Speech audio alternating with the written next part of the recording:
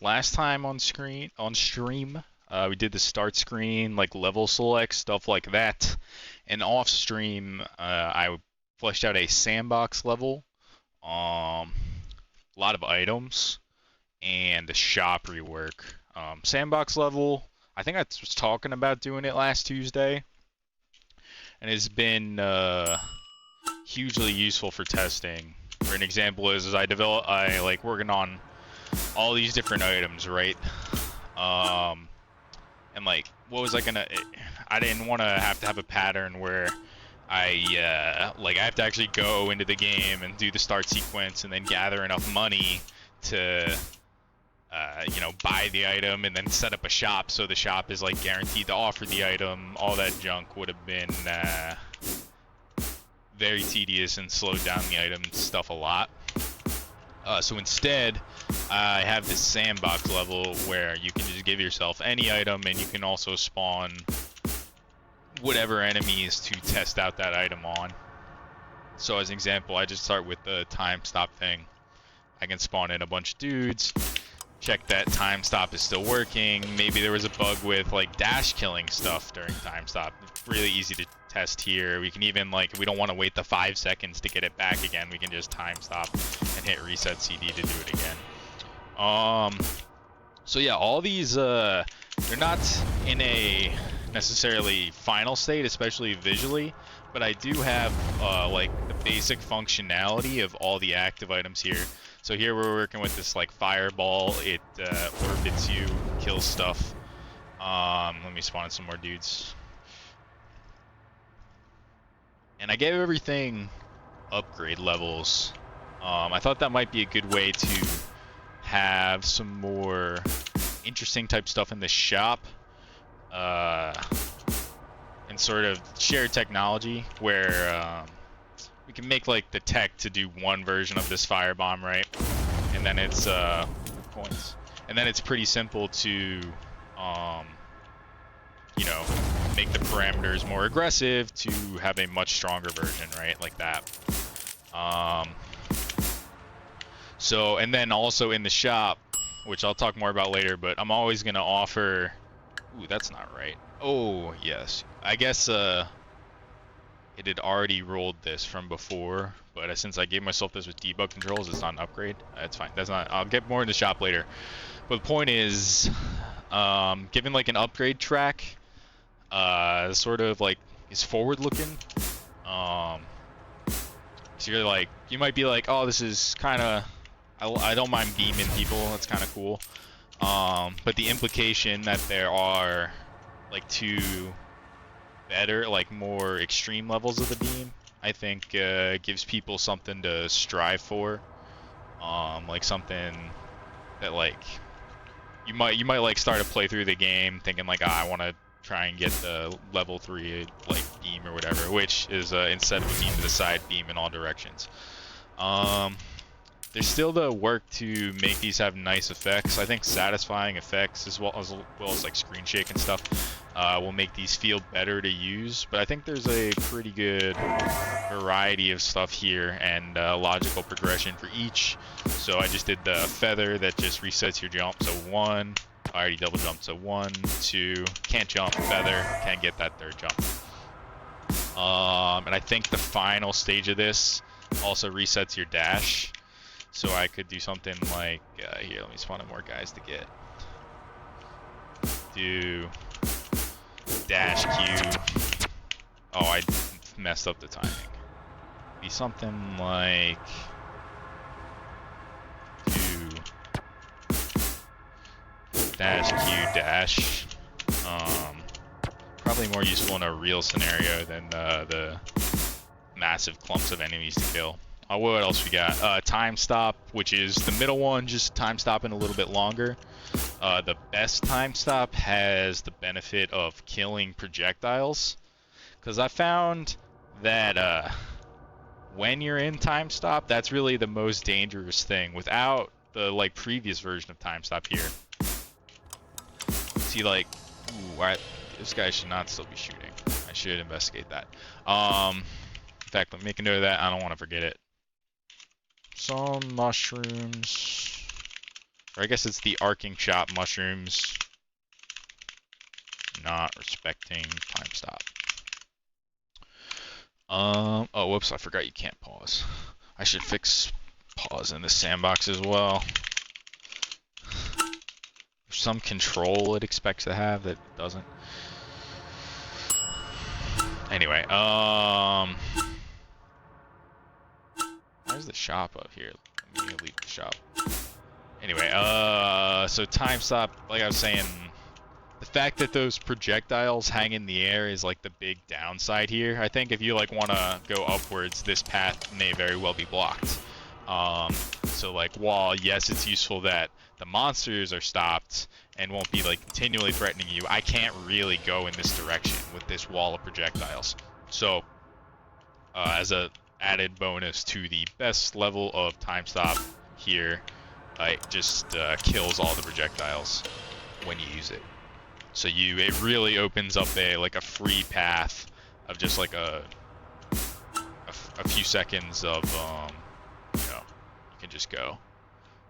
Also, I want to time stop again though. It seems like certain things. Okay, that's interesting. That these are the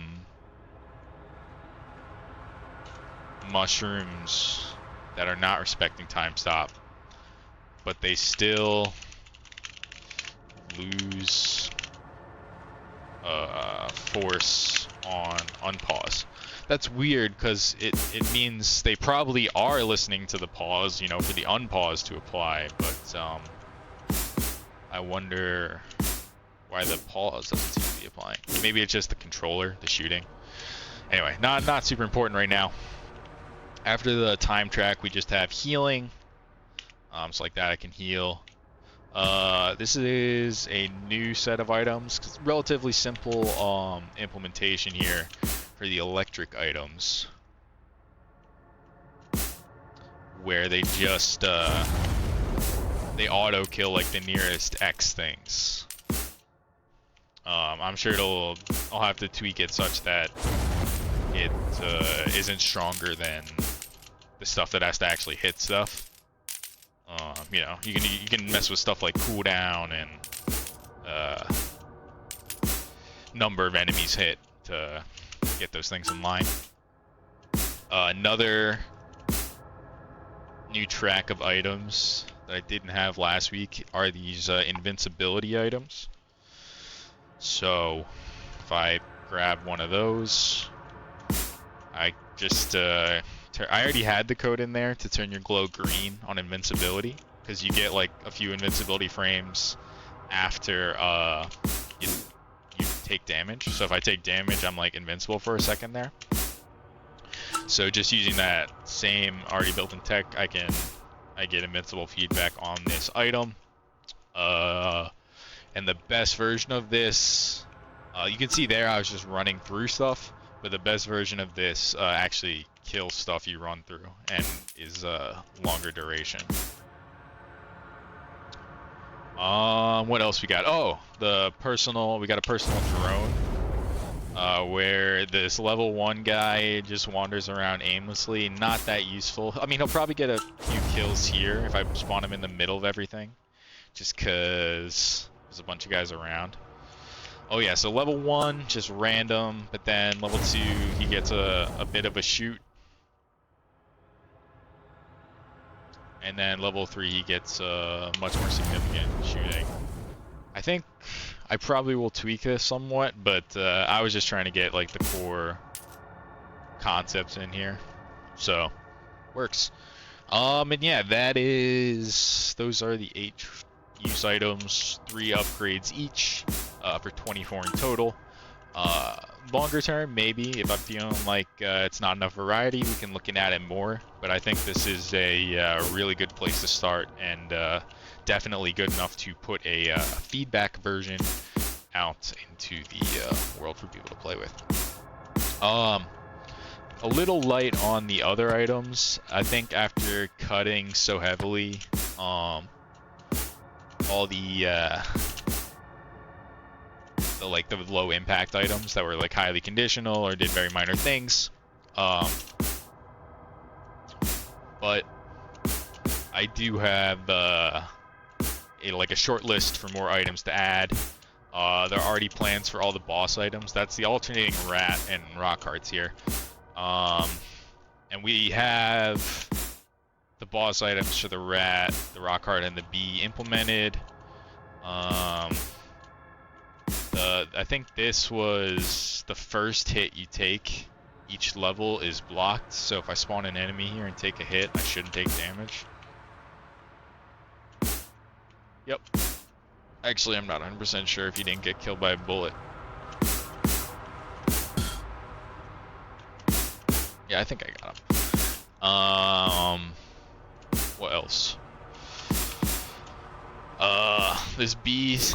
Oh, you can get a bee orbiter, where he just like circles around you, and anything he hits will he'll kill, and then he'll die and respawn. Also, a bee on dash thing, where your dash shoots out a bee.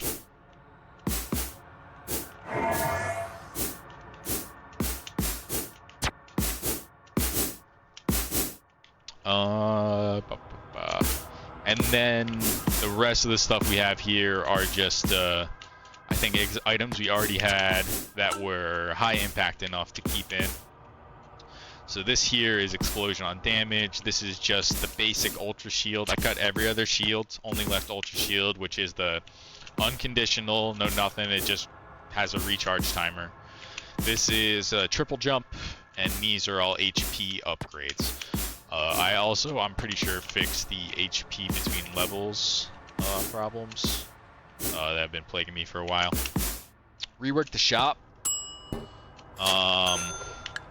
So that is definitely a step up in design. I don't know if it's good enough to be final, or at least it would definitely need some round of like animation and polish at the very least to be final. But the basic layout we have here is top left, repeatable healing. Top middle is repeatable shop upgrades, so like membership card. Here we have a crisp apple at 75. Buy the membership card, now it's only 68. Offer an additional item, boom, there's the new item.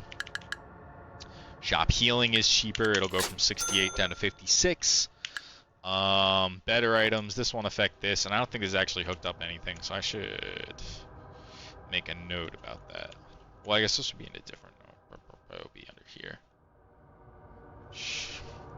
Make better items.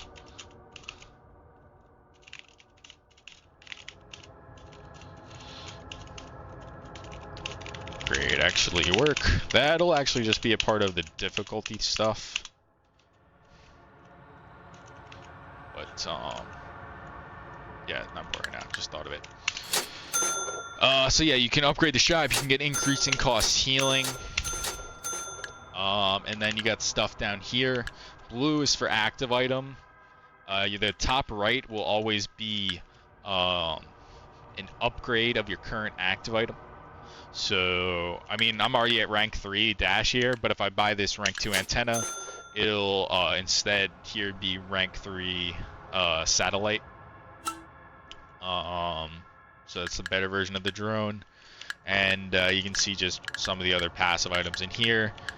Pretty good response, I think, that we changed the background, we changed the color a little bit when something is bought, and we try and keep I think, pretty solid navigation here, where it's 4 direction, but if it does try to convert a right into down and the left into an up, if it can. So like here it might be kind of annoying if I wanted to leave the shop, if I had to go down right.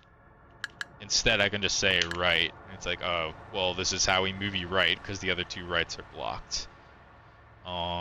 Let's see, I can give an example for left as well. If I buy like this, it'll say like, oh, I want to go, oh, I guess this is still valid, so it'll take you left. But now it'll knock you up, because left is no longer a valid move. So yeah. There's our other item.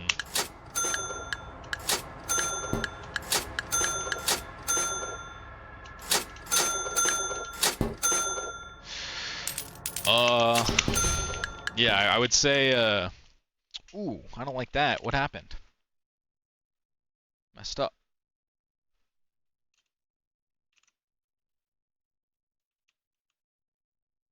I'm gonna say on notes.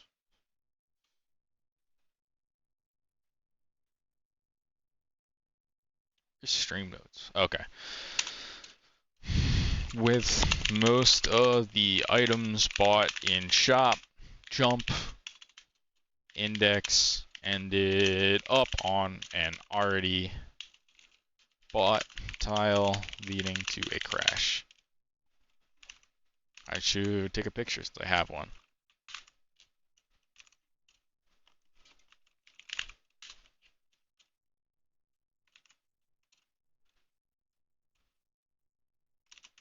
I'm pretty sure I came from the exit. That would make the most sense.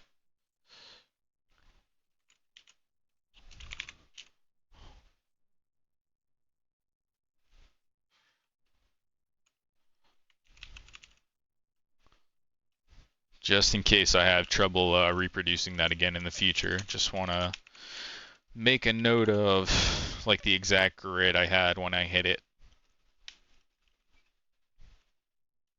Anyway, so yeah, still a few kinks to work out for sure, but that is the basics of the item and shop work I've done over the past week.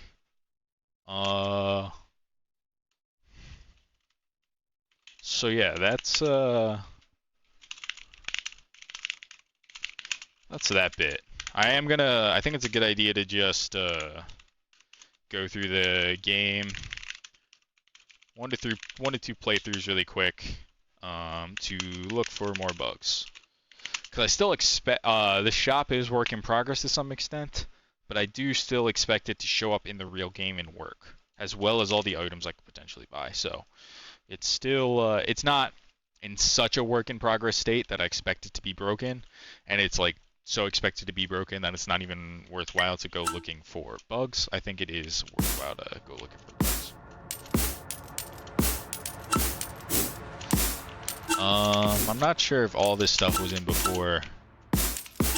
I know higher value money items is relatively recent. I think these balls of money are relatively recent. I think I'm gonna lean more into this, these world bits rather than the floating ones. I think just chasing them down adds like some degree of fun, some degree of risk reward. You know, like as things are, you know, getting close to the edge, you might be like, oh no, don't fall, that kind of thing. And I think I might even go in this direction for health as well, where some dudes drop instead of yellow squares, we could do like pink circles or something that represent like a fraction of health, just to give you more sort of spinny world bits to chase down.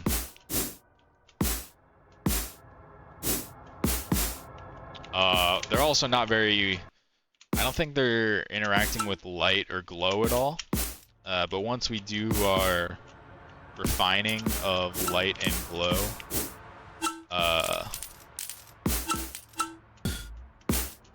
them flying all over the place should also improve the look as well.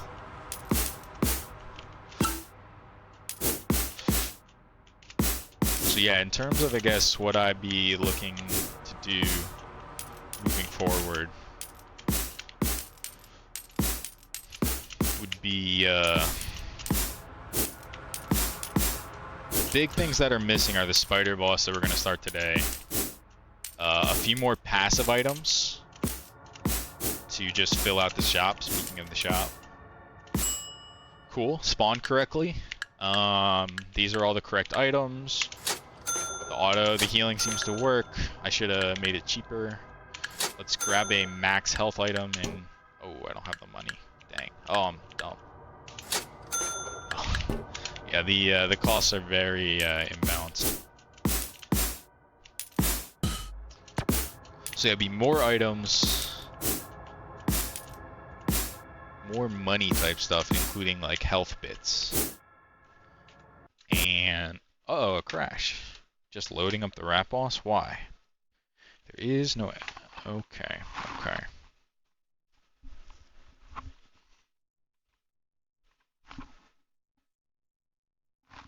On 187. This should be in children, I believe.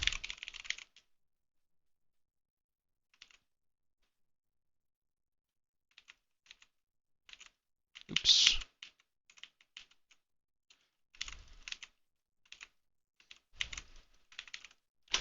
Okay.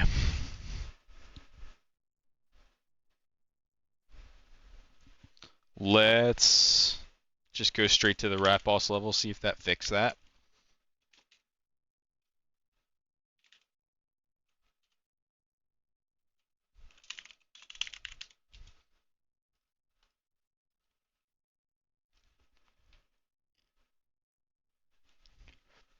No, it did not. Now we fail on 191. There is no clamper. I think I might have deleted this. I also, I didn't talk about it because it's kind of boring, but I also reworked the enemies.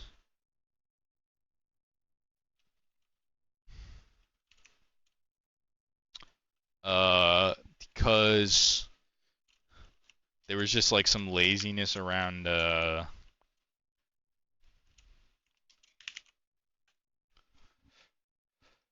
things being automatically destroyed using like destroy this thing rather than a health and damage system.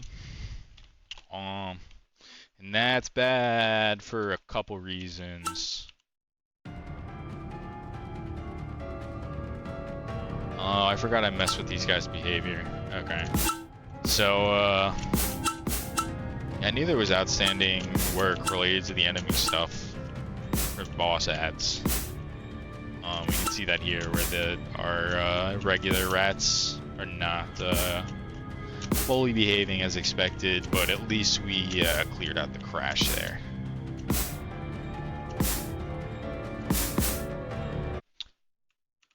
I don't think they should be using the generic rat to begin with, probably. They should be using their own variant specific to the boss fight.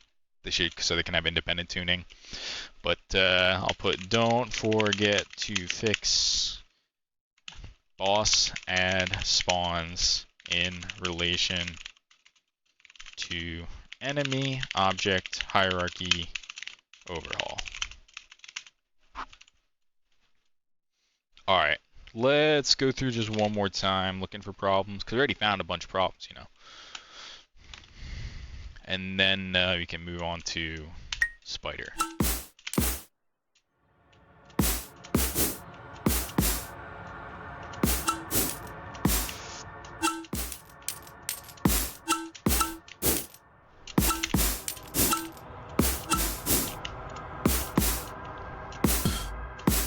I wonder, does this work? Oh, good, it does. I thought it might be the case that is looking specifically for dash, which is not what I want. Although I might make it have multiple health and like bonk you back a little bit or something. I definitely want to make it more impactful for you to break it. Maybe we'll just leave these guys in the meadow as a one hit, one kill, but have later variants that take a few hits to break, knock you back more, or just like more of a risk to open up and stuff.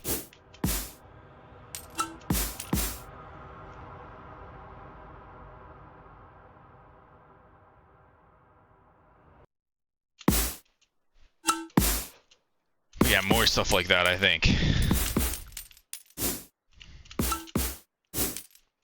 Health bits and maybe even increase the spawn rate on stuff like that if we're gonna make some of them harder to get.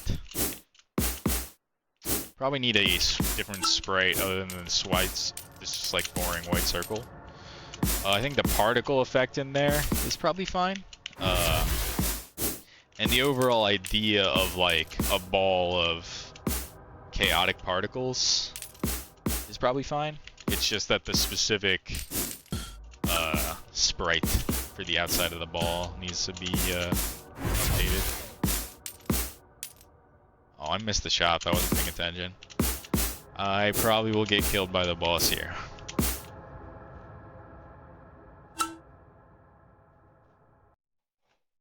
Alright, good. No crash.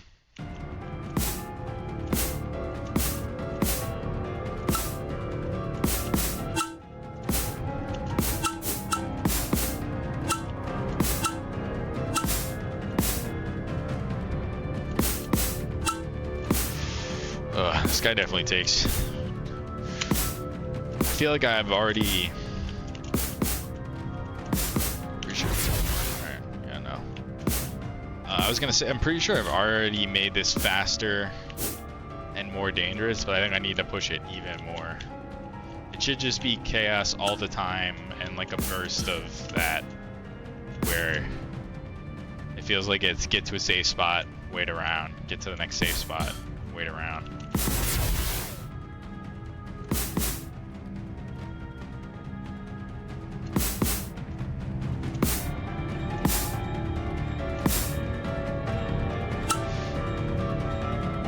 See, like, all this time I'm standing here completely safely. He should have already shot me down, and he should, like, be a back up there already by now. But I said that in relation to shooting the guy. I think one possible help there is if your items that deal. Oh, damn it! I died. I had a feeling I was gonna die. But one possible fix there is if items that can deal damage, like once we finish moving everything off a straight destroy system to a damage system, so items that can deal damage, getting them and using them can speed up the fight, when right now they're not that useful. I guess it can help you clear out ads. Like the cross laser on that particular one is a pretty good shape.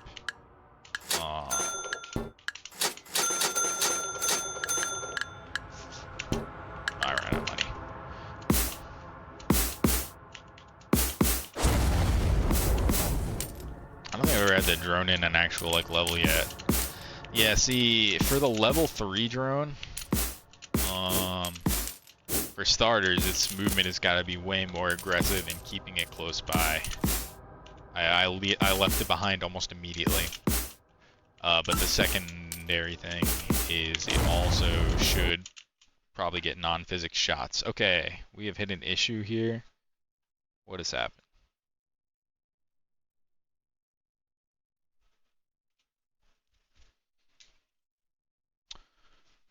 Okay. Crash on drone bullet. Dash brake helper.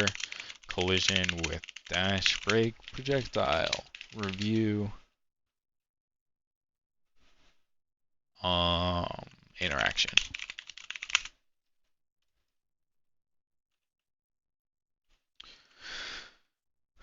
Alright. That was... We'll do one more just in case we get killed in the beginning again. I kind of want to get to the woods at least once. If we die again here early, we can just start in the woods. But I gotta like actually, do stuff. I can't just rush to the end because then like what's the point? What am I testing? I gotta actually like do stuff.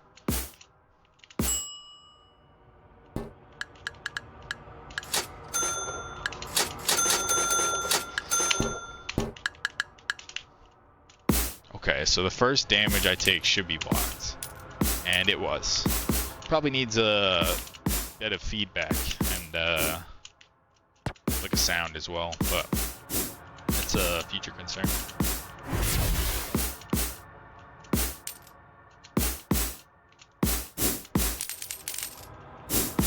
Ooh, snuck under that. Oh, I tried to dodge those chickens. I should have just dashed.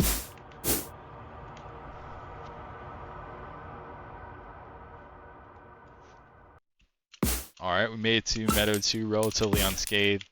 Got a bunch of money so that when we get the shop here, can heal up back to 10. Oh, what? I am getting like a zillion sounds of items being ready. I think that is due to items in the background. Item ready sound, independent timers, all running even for those not currently active. Alright, let's heal up. Oh, it did not remember membership card either, so that's a bug. Shop upgrades not properly persistent between levels. I wasn't sure if I implemented that or not. I think I like had it on my to-do list to just like see if it works by default, and apparently it does not.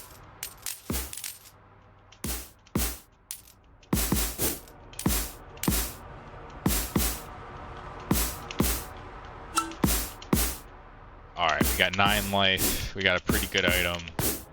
Although I don't think we can hurt the bosses. We can hurt rats in the rat boss. Oh no, Burrow.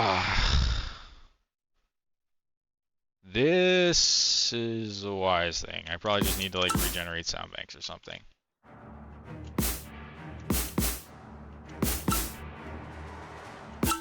I'm not gonna worry about that one. Oh, this doesn't work, right? Yeah, unfortunately not.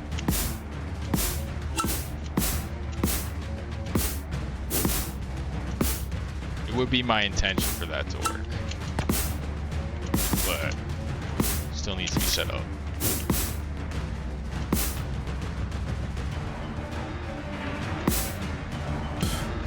I got me.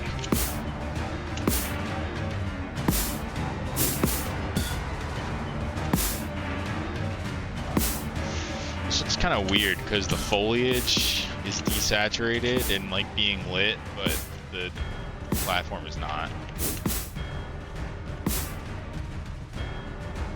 But I don't know if that's worth looking at until I fix the lighting.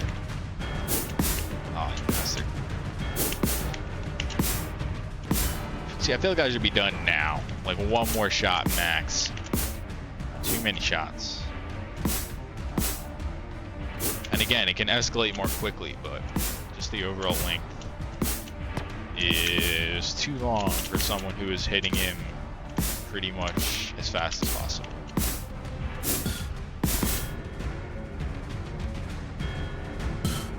Oh, bad spot. That spot is too much. Barely made it. I'd still die. Alright. These are not the right items. That's fine.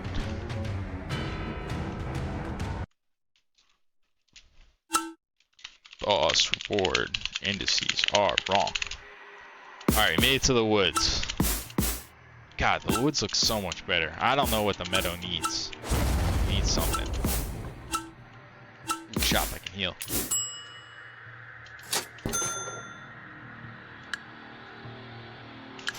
I'm gonna switch over to the healing item.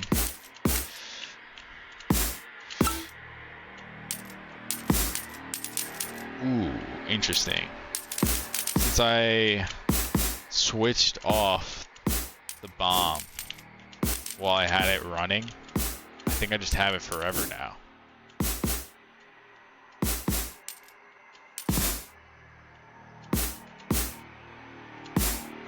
Well, that'll make it really easy to get to the end here.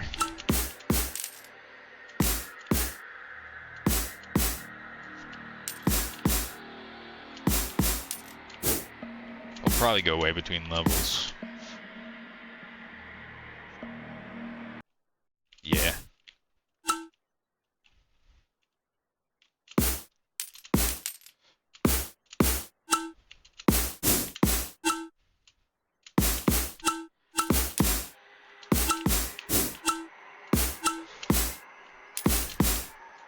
That item ready bug is pretty annoying. There's all these different items of bits Bits. See, if that were an explosion of light there, I feel like it would look so much better. At the same time, if I'm going to be leaning into having lots and lots of these, there probably will be performance implications of like spawning 20 lights. Even like, I think it would be more than 20. It's like 20 right now. And it would look weird if some of them are lights and some of them aren't, unless you could find a good way to have like an even distribution.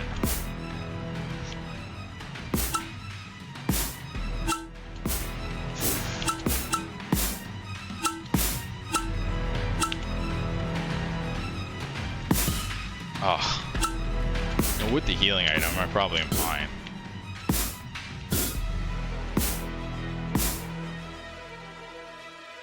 Oh, I forgot. Let me make a note about that. If switch out bomb item and maybe other items while effect in progress, effect does not end properly.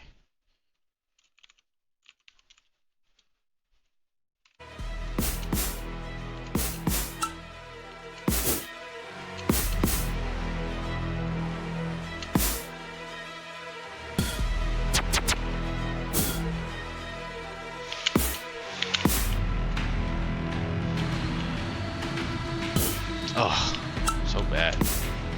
Well, oh, with the healing item, I will. I was gonna say, I don't know if I'm gonna win. Healing item probably needs a longer cooldown. Although, the max health will probably be lower. I don't know, I shouldn't worry that much about design tuning when, like, the basically 0 attempts has been made. God, I'm doomed to this one, for sure. I have so much of her health left to go.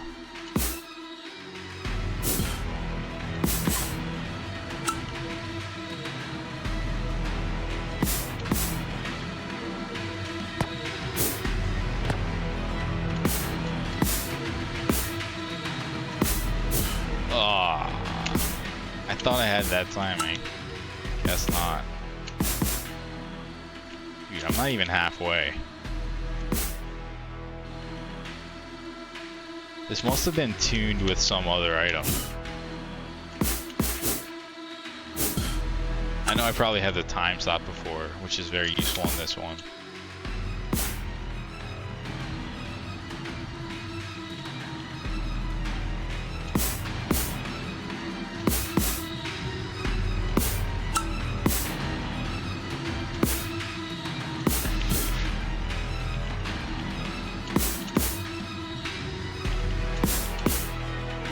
But with the power of infinite healing, I just will muddle through. But is that, maybe that's not a good experience. I mean, if I had less max health, this wouldn't be allowed. But I think all of these also just like way too long. Hey, we got her. Maybe except for the end, like the final phase, I should be able to like reasonably time a dash after she's thrown away 1 bee, maybe 2. Uh-oh, that's bad.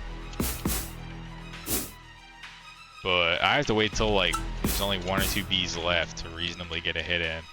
Maybe I'm just bad, but the average person's gonna be worse than me. I think maybe having her have more still periods in her movement behavior would help as well.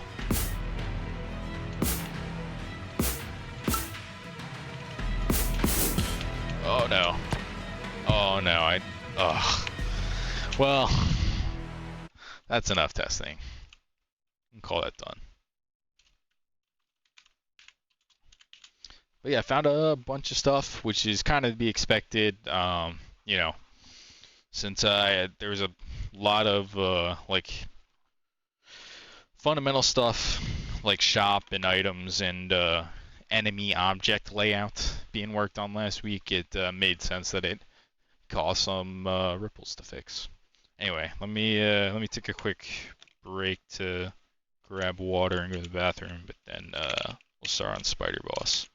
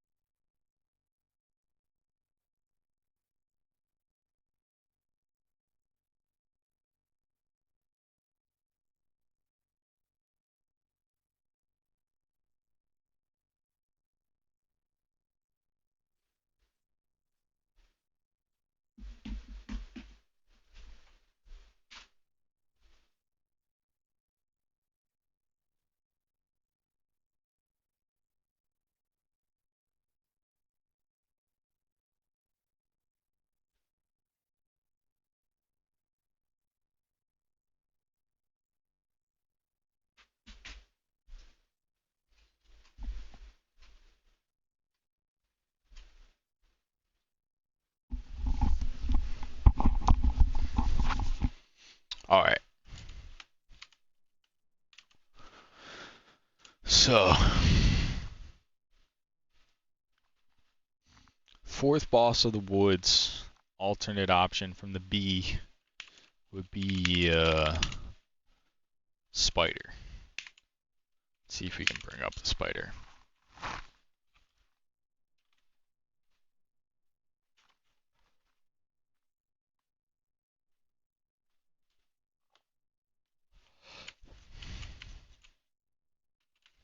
Here's our spider.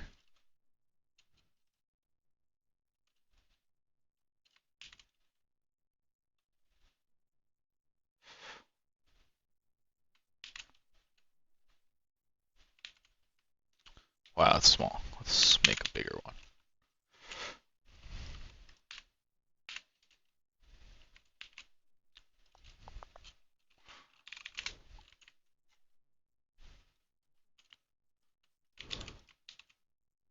Alright, yeah.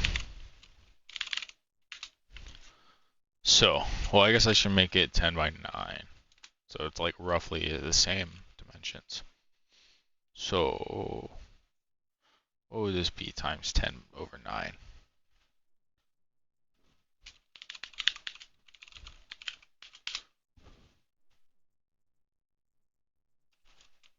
We'll say this. It's roughly correct. Alright, yeah, so that would more be the layout of one of our levels. So, looking at our boy here, I should put him on his own layer so he's easier to mess with. I was imagining that he has like generally around the fangs, I guess, dash break.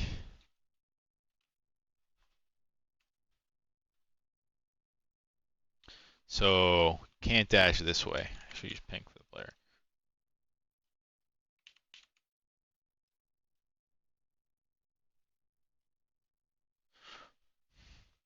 However, what you can do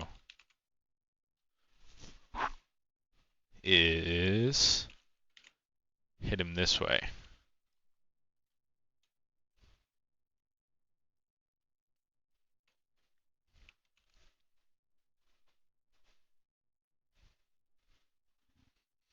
And I imagined a layout where, oh, whoops, you're on the wrong layer. See, that's the problem.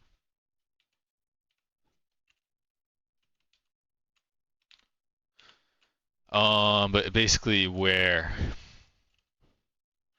you would have some kind of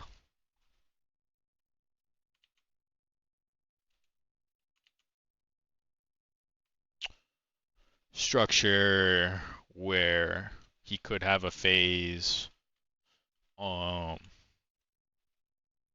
he's basically can't be hit and he's just doing like his attacks.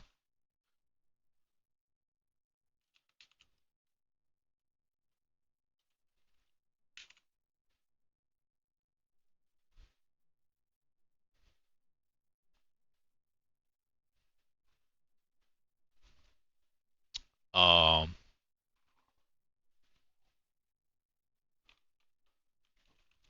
so he'd be good here.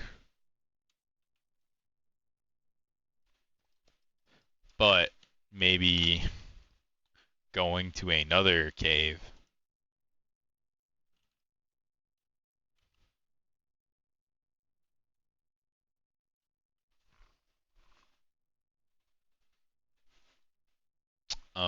say like here. I don't know how we get there.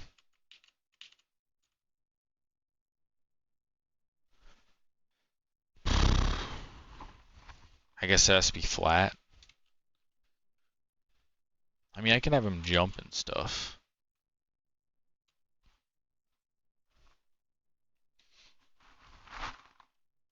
But the idea is that this second thing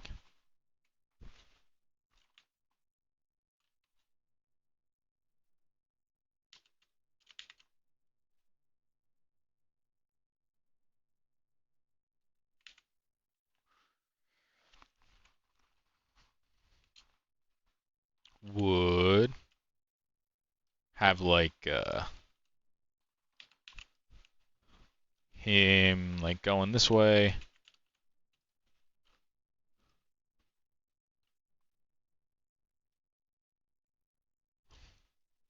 Where you'd want to target him. You try and dash him in the back.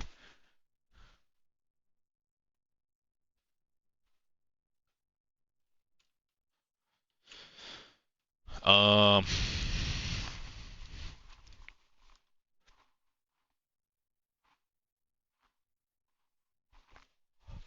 and then just copy this.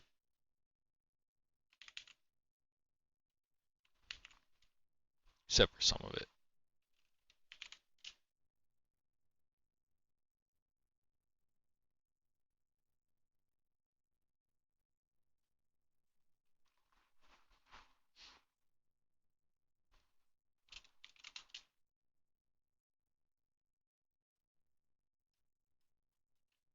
His attacks would be like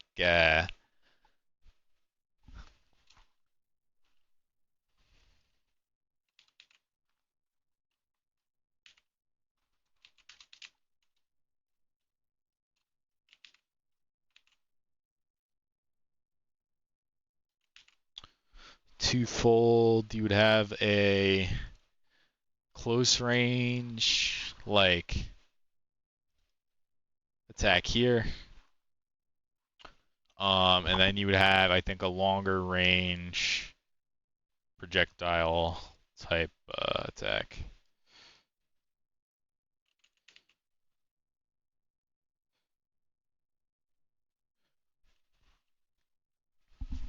And then while it moves, I think,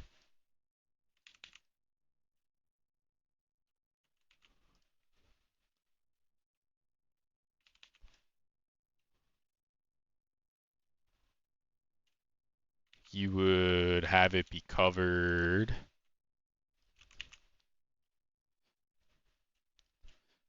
by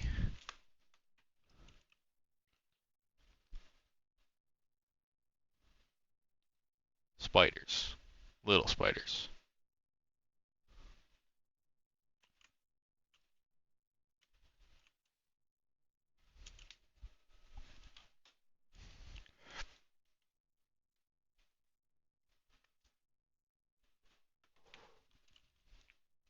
Where are the little spiders? Probably.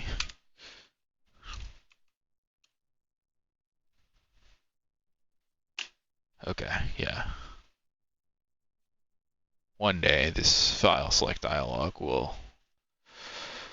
Oh, no, it won't.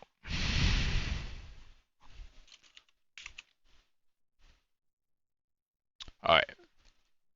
So if I go here, probably assets, graphics, sprites, enemy. Oops, clicked the wrong thing. Enemies.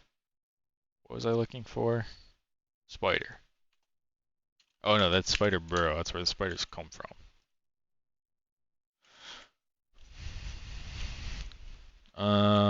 So let's grab one of these guys and flip it upside down. And probably the other way too.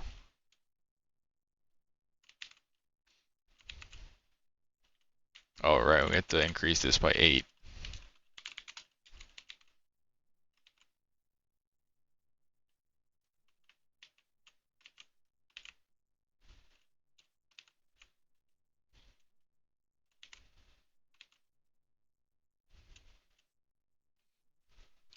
So you'd have these boys going this way, which threatens like this direction basically, which provides some protection for like the thing you're trying to hit, right? So I don't know if that's enough. Maybe it needs one more thing.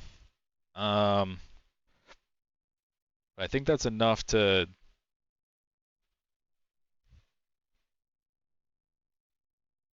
start with.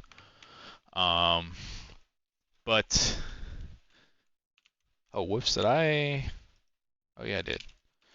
I don't know if it's enough to. Well, yeah, so it's enough to start with, but this still has a question of what the arena should be, and we probably want to put some thought into it. We don't want to.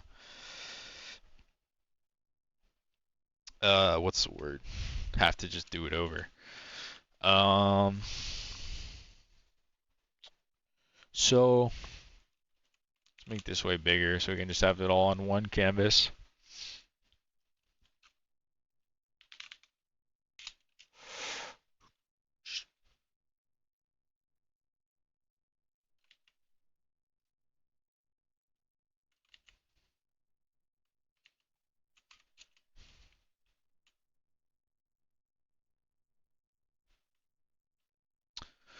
So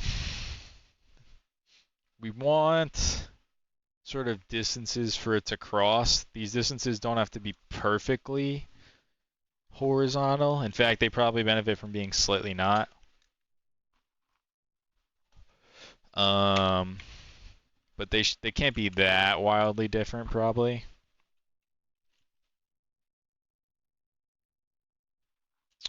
So what if we say there were like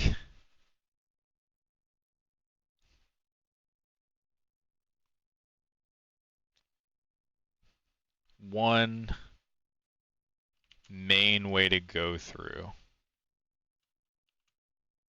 and then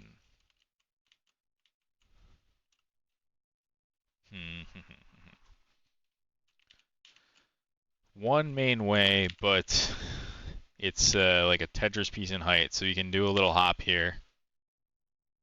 Like that's having him do one hop in both directions is very doable. And then we can also just say like slightly up.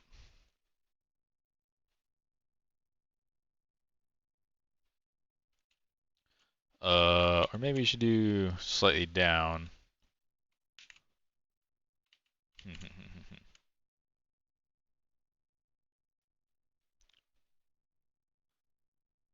I guess the question is, if the spider's not hittable, how do I keep you from just... I need to minimize the amount of like ultra safe spots, I think. So what if we go back a little bit and we come from the premise of, okay, well,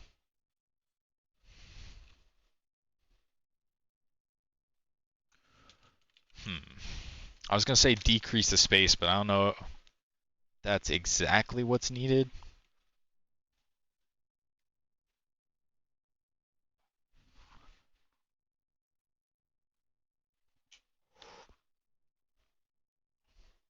Maybe we should stick to a low number of like dens to keep it simple. What if we say there's 3? We do a low, a medium, and a high.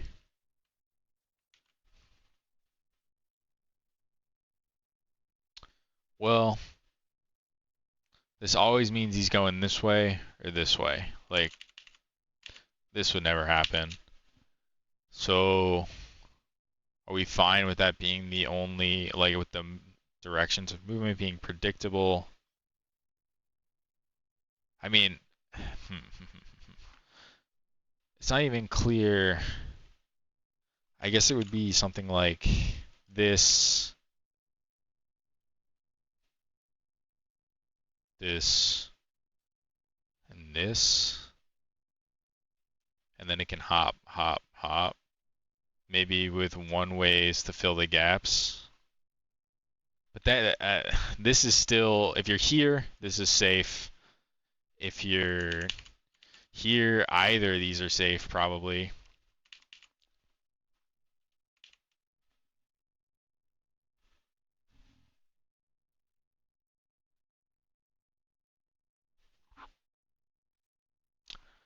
Maybe we can use little spiders to control the distance, or to control like safe locations in addition to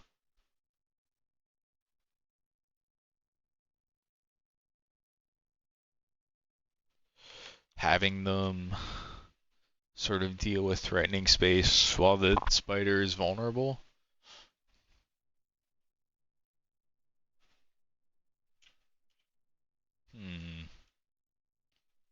I still don't think this layout is it.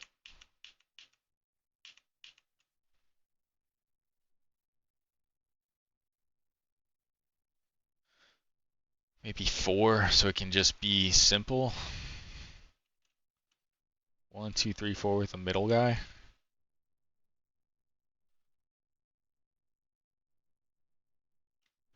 And then if there's...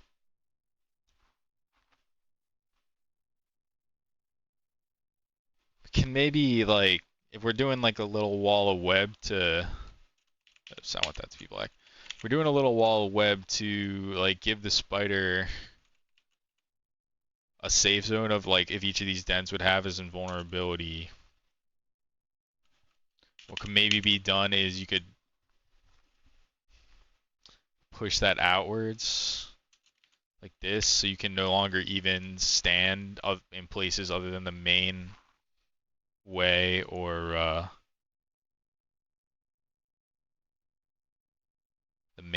the center platform, and then it can just focus on threatening the center platform. We can also say like if our guy is here, then we like just flood this side with little spiders.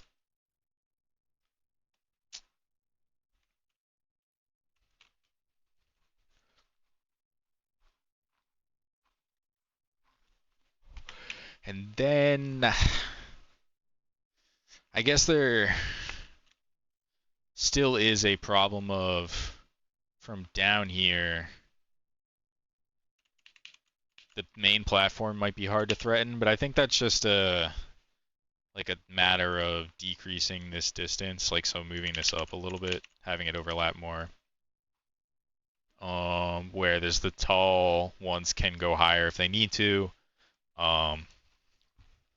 since you have gravity on your side in that case. Oops, switched screens.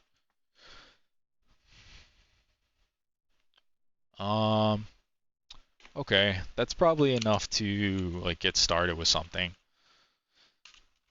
So let's draw out the arena.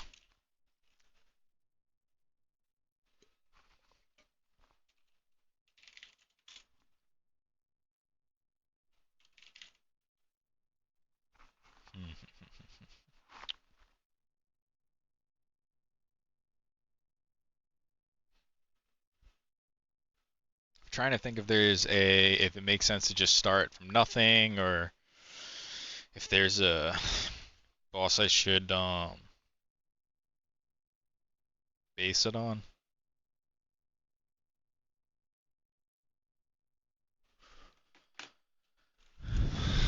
I think Burrow Boss. Oh, let's start with that.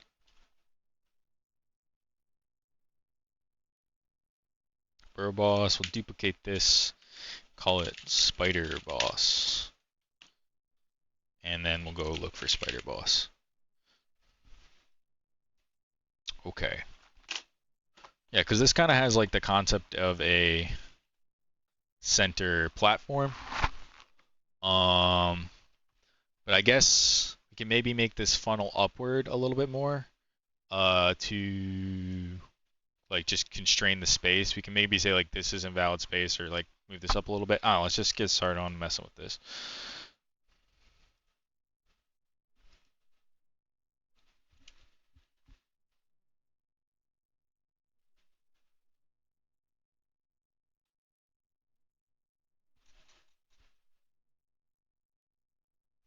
Let's fix my setup here. If I'm gonna be doing tile stuff, give myself space for that. Okay, this like offshoot, we'll throw this off to the side for now.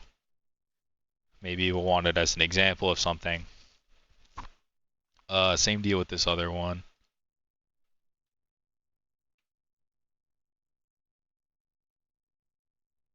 Oh, can I not? Trying to shift click to get a larger area, but I guess I can't. All right, that's fine. We'll fix that wall.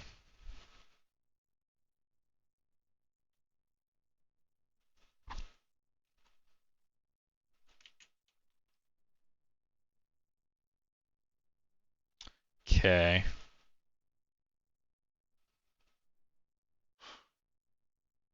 So they both go in 2, but we want that way more. I think I want it to be like pretty much except a little bit. So this should go all the way to like here. This is -2, -4. Okay, now they're even. And then we can just follow those corners down to the sides.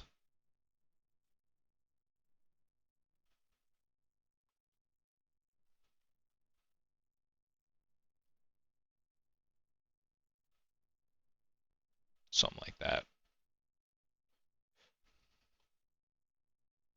And similar-ish on the other side.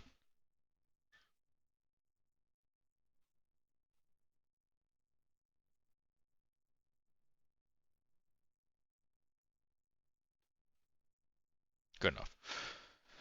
Then we'll fill that out.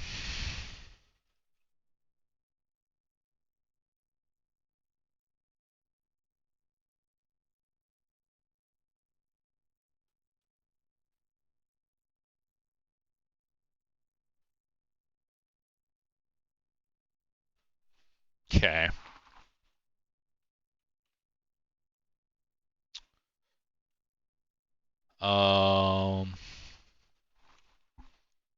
Then I guess we want to build in those like den things. Let's also move all these one-way platforms out of here. Maybe we'll want them, but we don't need them right now. Okay, so I think I'm going to instantly die, but let's see, get an idea of how much of this space we can actually use. All right, it looks like we can go one more tile if we want to, but this is actually pretty much the width we can do.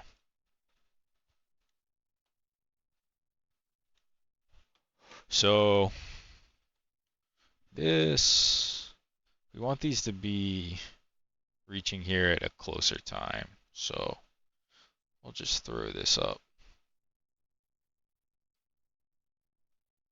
Okay, now they're roughly the same. They might be off by 1. No, the same. And then this will also be spider den territory.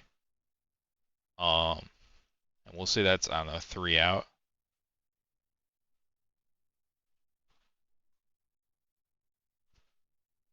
I am not gonna worry about getting the tiles right now at all. Because I think that's a waste. Where things are so potentially subject to change. Okay, let's say we want that to be that many.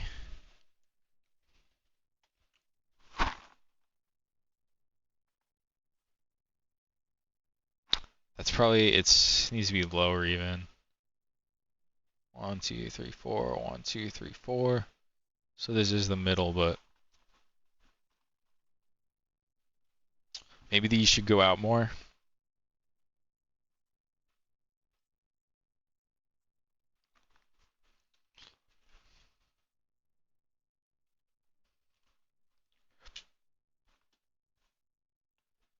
But there also should be ones here, and they probably need to go like up to here to reasonably be able to threaten the main platform. Maybe we'll reduce the edges of the main platform as well.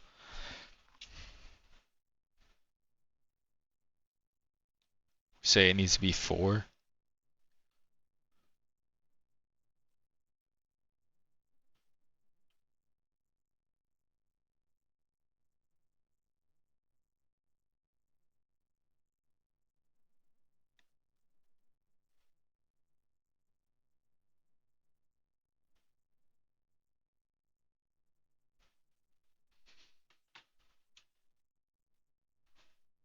So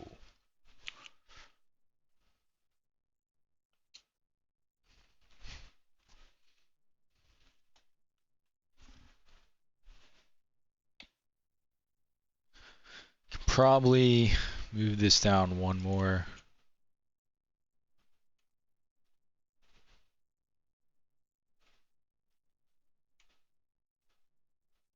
Maybe even 2 more.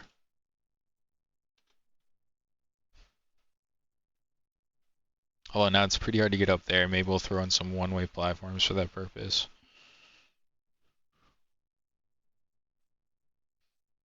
Although I wonder if we can do this without one-way platforms, just because I don't think the spiders necessarily interact with them awesomely. It can maybe be fixed, but wouldn't it be better to just not have to fix it?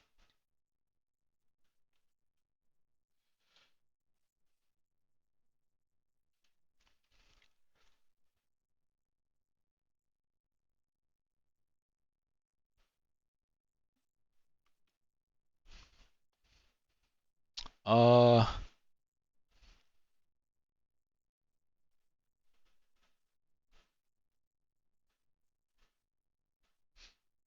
so it'll either run across here or I guess jump down. Jump down seems reasonable, but I don't know about jump up necessarily. I mean, I guess it's the 2 sides of the same math.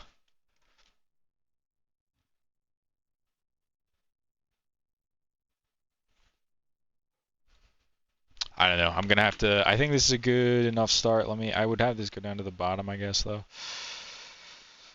Like that.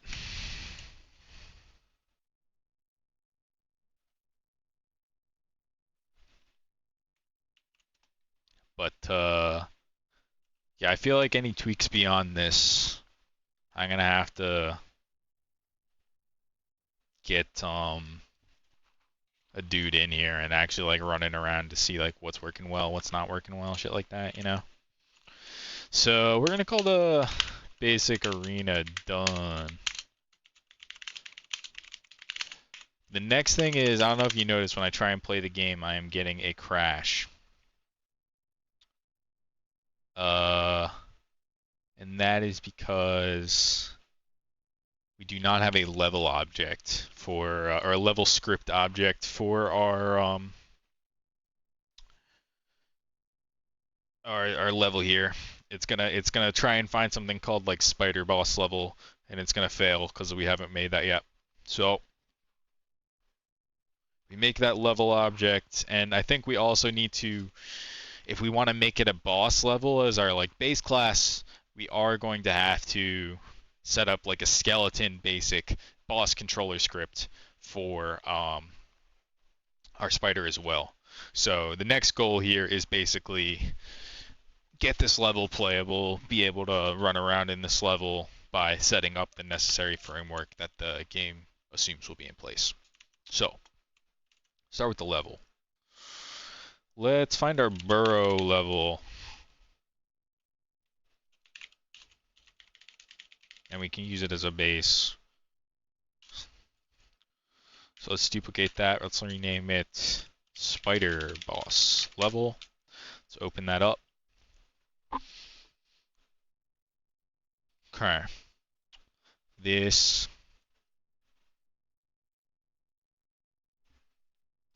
also going to want an animal manager if we're going to be spawning spiders. Maybe. Let's actually remove that till it's actually needed. And then next level triggers whatever, who cares. Okay. But now this burrow boss controller, we don't want. We want spider boss controller. And we probably don't need to necessarily copy. I mean, like we can, maybe it'll be useful too, but since it's got a base class, the base class will just tell us a lot of what we need to do. Okay, get boss prefab name. Spider, boss controller base, get phases, okay. Let's grab those definitions.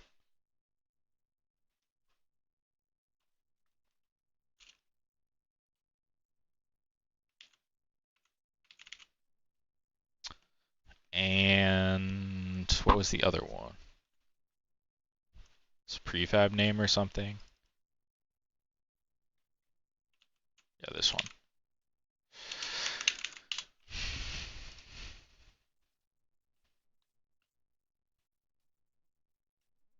What does close all but this mean to you? So annoying. What? Why does it work in one direction but not the other? Oh, it doesn't. Okay, it's fine. So flip this abstract to override. Override. And then this, we're going to have to go make the prefab. Let's do that second. But first, let's take a look at another boss to get an example of its phases.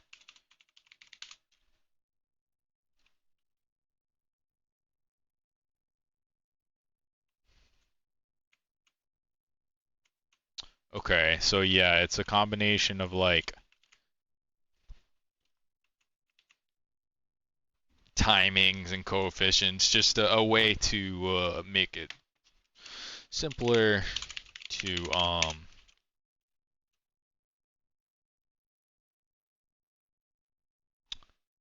set common data over the course of a fight. But it looks like it does. Oh, so it doesn't want these extra values because you can also, if there are special values that are only really specific to your specific boss, you can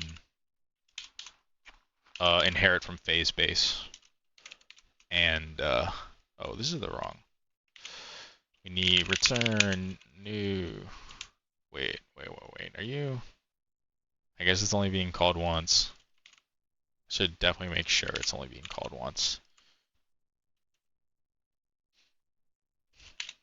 Be sure get phases only being called once. It creates a new array every time.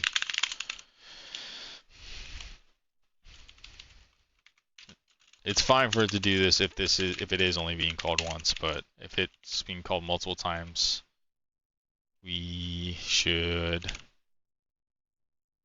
cache it instead.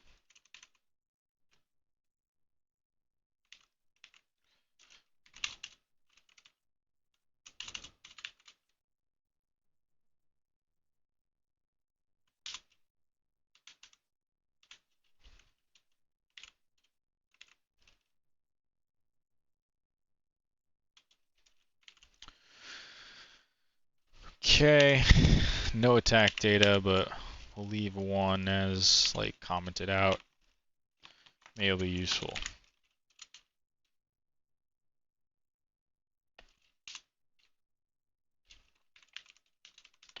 When we want to start adding stuff. But only in the first one. Okay, so this is what percent the phase starts at. Move speed, I guess, is assumed to be a pretty common thing. And attack timer, there's just like a general like attack timer that you can like set up a callback for. So it's just if you want to choose to do a thing every X seconds, that's the idea. Let's also go to our guy, our burrow boss prefab, and probably duplicate him to start making our spider boss. And all we're gonna do for now is be sure doesn't have anything he shouldn't have.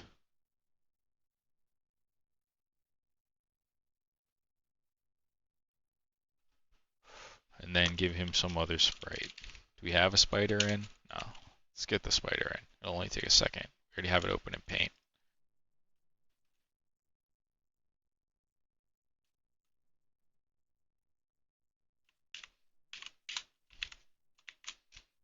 Um, 64 by 32. We want another 3 frames, so that's gonna be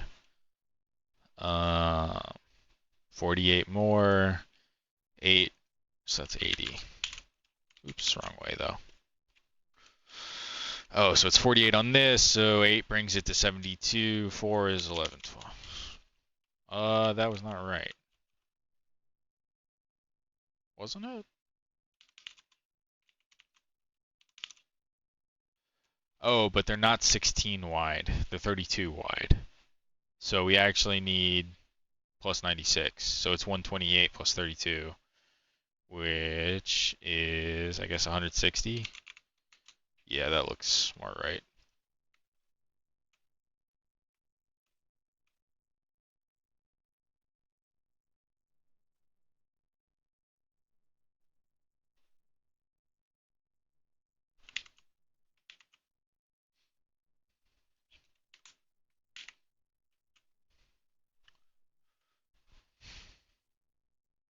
Okay.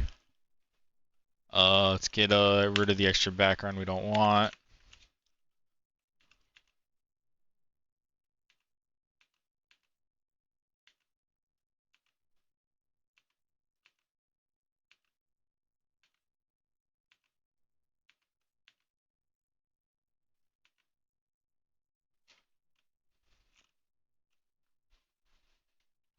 Looks fine to me. Sprites, enemies, new.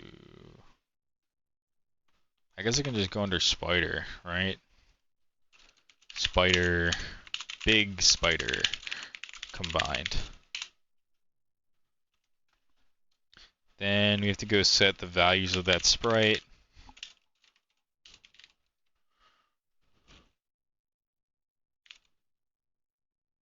I guess we still want it to be 16. Well, no, we can control its size, so we make it 32. Set it to multiple. And set its slicing.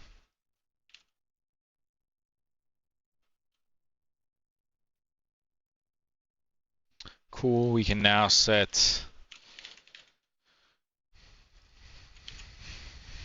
his sprite, something like that. And I think that's all we need. He doesn't do anything, but that's fine. What is its full path?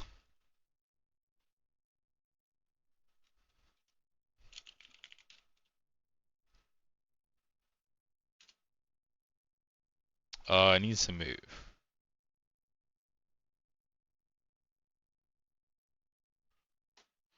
Yeah.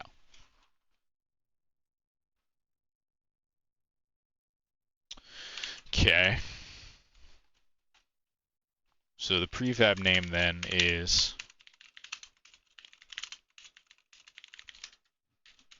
prefabs bosses spider boss. Okay. So we now have our basic skeleton boss controller. We now need to go update our level object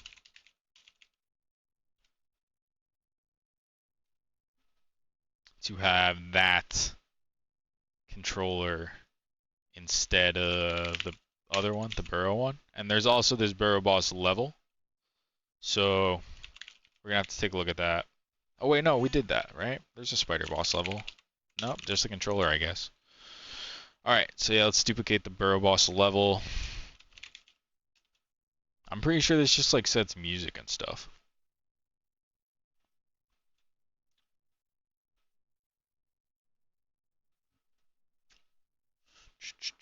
Oh, there it is. Duplicate this. So we're selecting burrow boss level 1 and rename it spider boss level. Then let's find spider boss level in Visual Studio.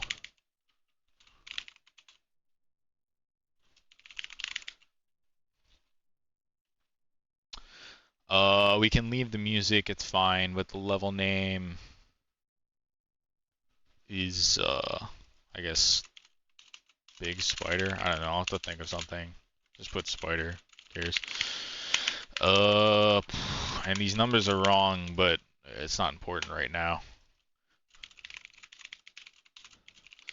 Like what items they reward is a very longer term concern.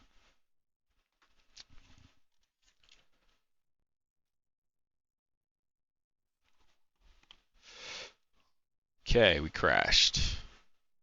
Let's find out why.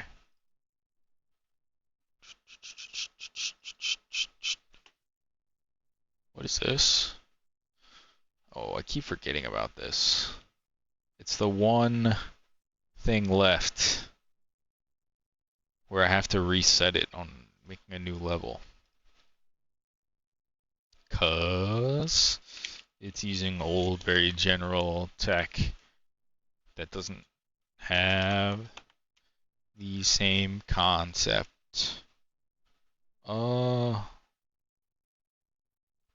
I thought that would have fixed it.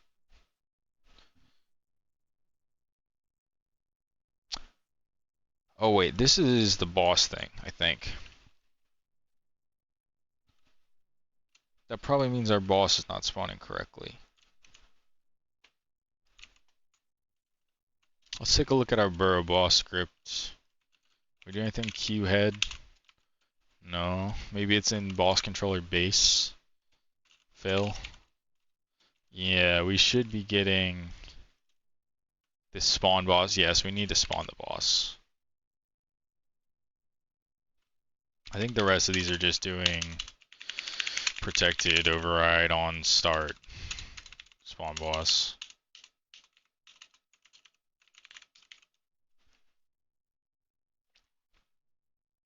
What we rig? Oh, I don't know. What position is the player at? -5, 0, 0. I don't know. It doesn't even do anything. I just need to get it spawning in.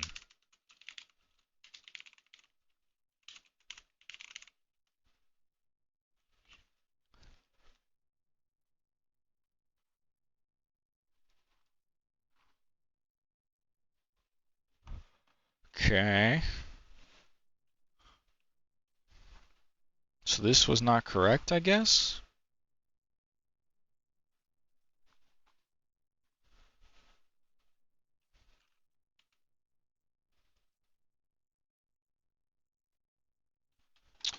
Yeah, that would be my conclusion. If it fails on 81, that means that prefab path is wrong. Oh, it's already putting prefabs bosses. So it's just spider boss.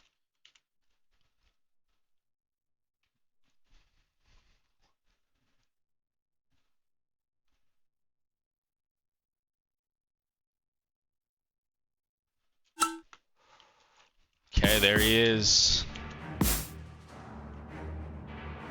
we can like walk around in this.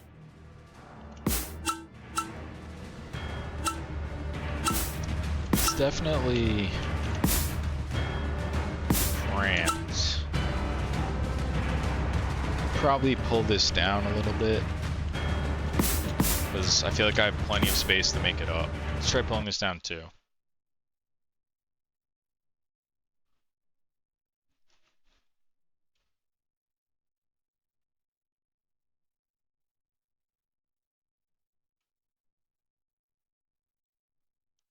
Three even. Uh-oh, wait. Yeah, now it requires a bit of jumping, but seems fine. Guess the next question is, can we afford to pull all these guys in? So let's say I want to pull this one in.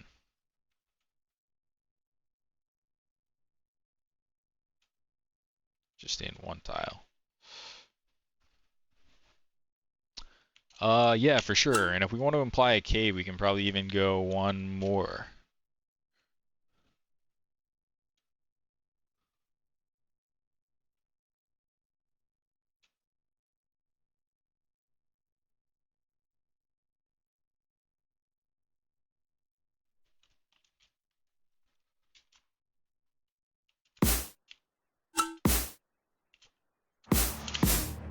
Still no problem getting up there. And the fact that it goes back further, maybe it can afford to have a little bit more space. I don't know.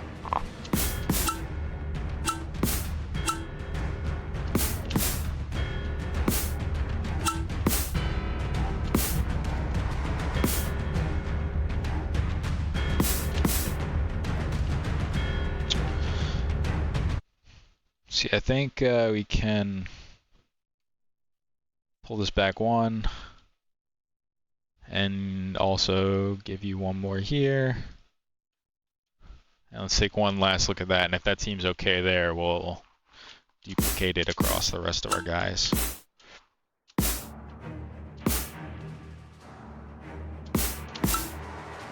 I guess I don't know if I like or if I care about this being flat.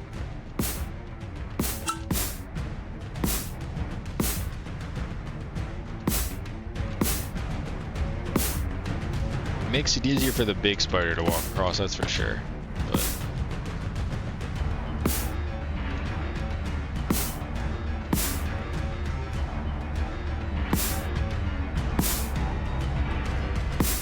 just thinking about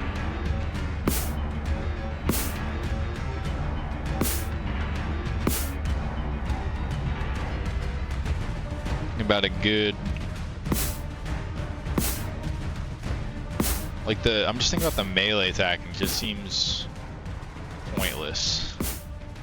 Like why would, if you're trying to win, I just don't know why you would ever be in melee range to begin with.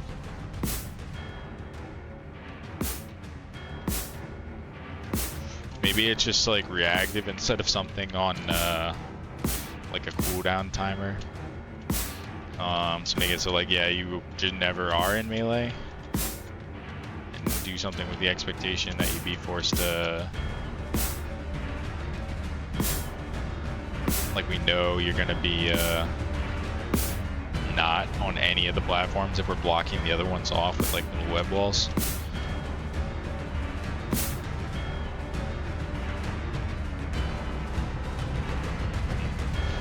I don't know, something to think about. I think then we might need another attack on the timer.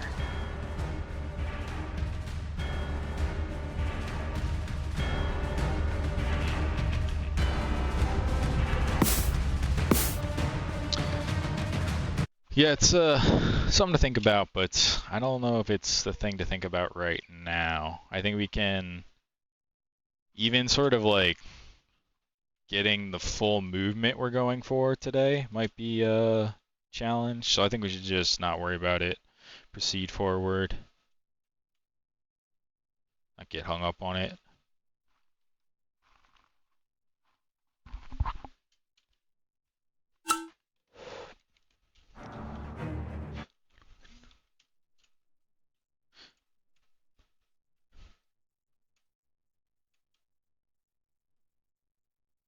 Okay. Just 1, 2, 3.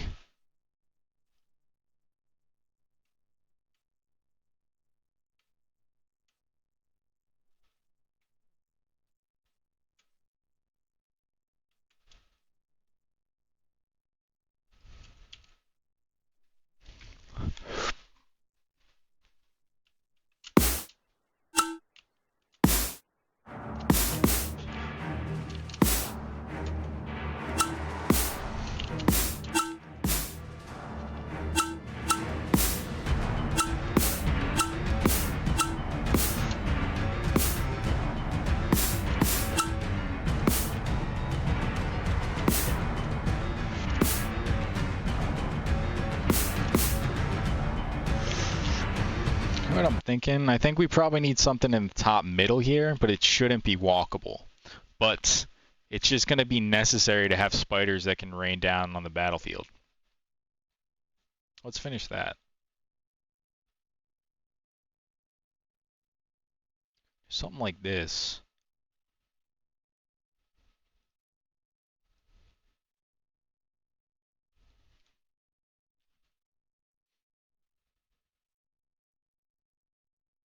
But then we go to our invisible walls and rearrange them.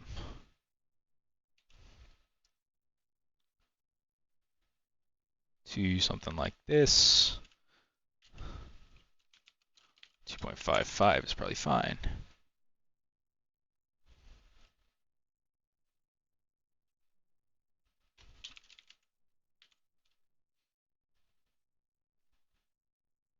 And this one's not really necessary. But yeah, then what we do, well, I guess we just tweak our decorations a little bit to, like, basically represent that.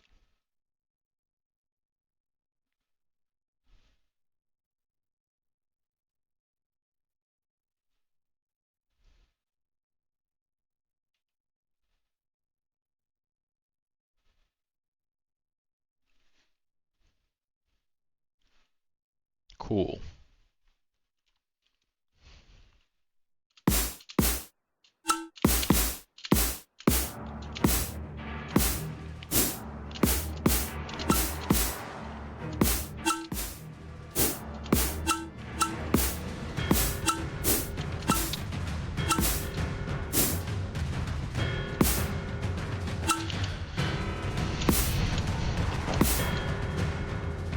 Okay.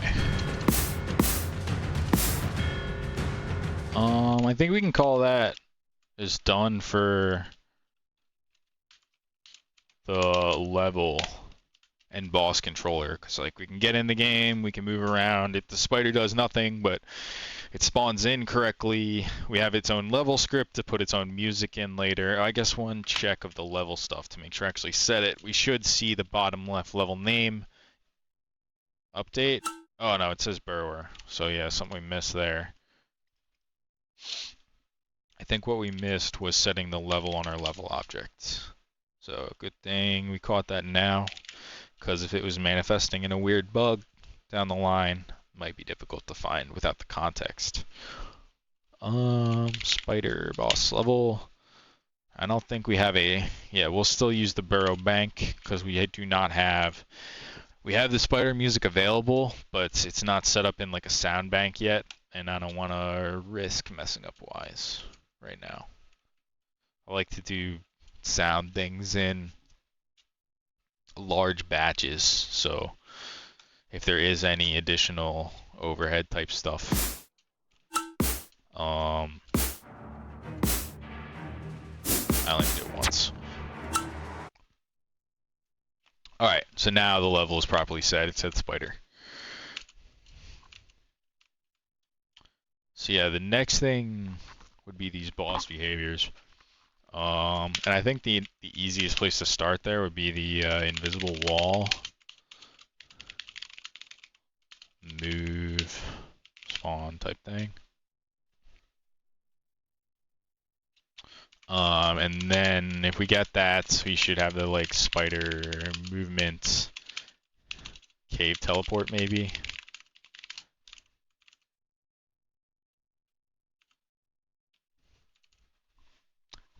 And I'm pretty sure I'm not gonna have time for anything more than that. Spider movement is probably a thing.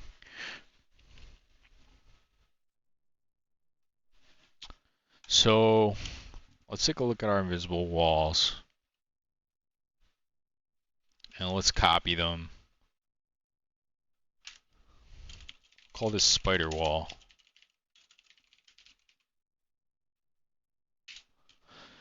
Make it gray.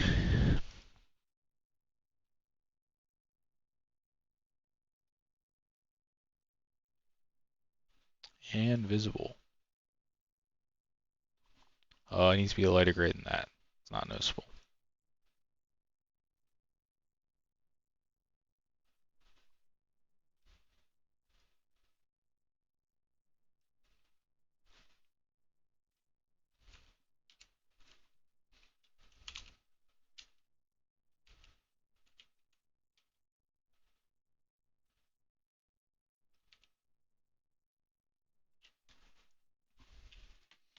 So the idea is to be something like this, I guess, when the spider's in it. But then it would move out to like this when the spider's not in it. Like whatever would make it cover the whole area.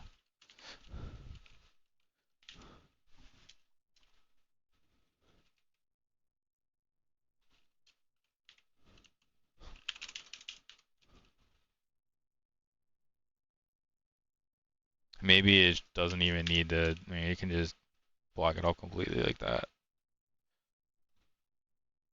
I like, doesn't even need to be, what's the word? Doesn't even need to be rotated. But yeah, let's say this is a starting point. Let's go to prefabs. Oh, wow, I have 4 different things called prefabs. It's pretty funny. Bosses, we're going to make a new folder for spider now that we have 2 or more things. Going to move spider boss into spider, which means we're also going to have to go to the boss controller, and it's now spider-spider boss.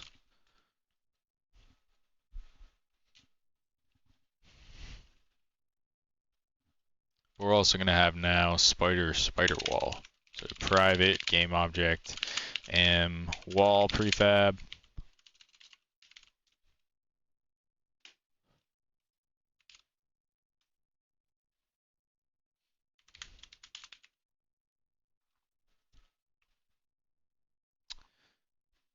Okay.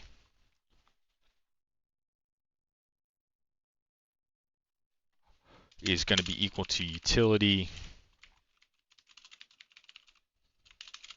Can't spell. Load prefab. Prefabs. Bosses. Spider wall. Okay.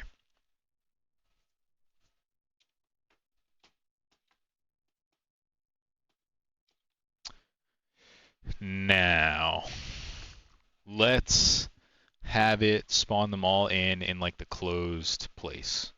So let's just see where that's gonna be. So we'd have private vector2 wall shut positions.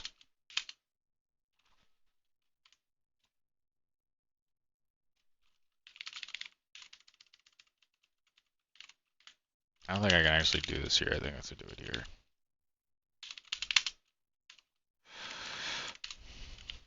So here we have, we'll say negative 8.75 and 1.5, right? Yeah, that's good.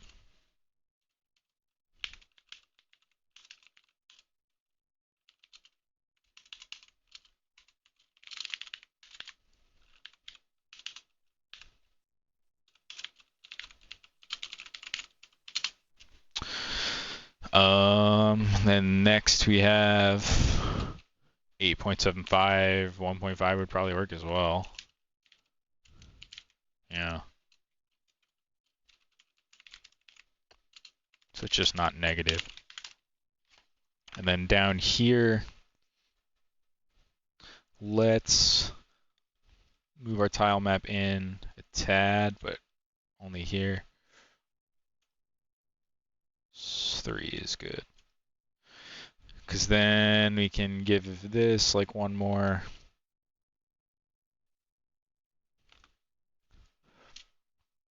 And then just put the thorns right there maybe. But that's not a concern right now. Alright, this.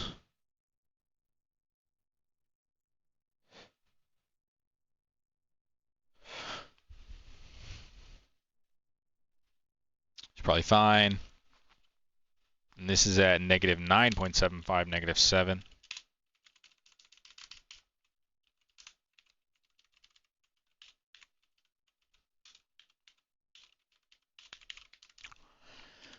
And then the other position would be 10, negative 7. Or it probably can just be 9, negative 5, 7. Yeah. Okay. And then reach for pos in M wall shut positions. Instantiate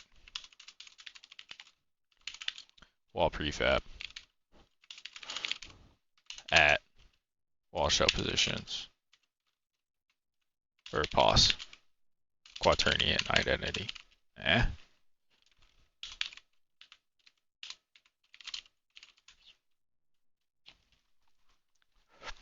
And then we don't even need to save the prefab. We would need to save the object. And I have a feeling we're leading up to needing a couple of pieces of information about this anyway, so we're going to make a new struct wall, spider wall we'll call it. That is going to have a public game object, go, public, vector2, pos, closed, vector2, pos opened.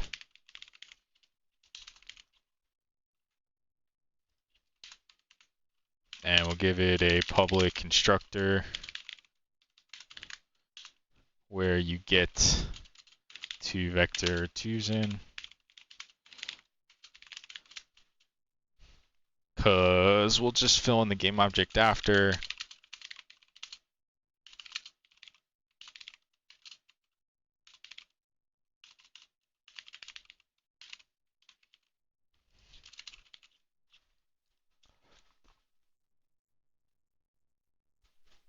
And then here, instead of storing wall shut positions, we're going to sort spider walls. Call it this M walls.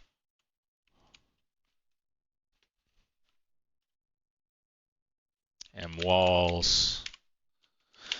We can just get this prefab locally. And then we say a new spider wall.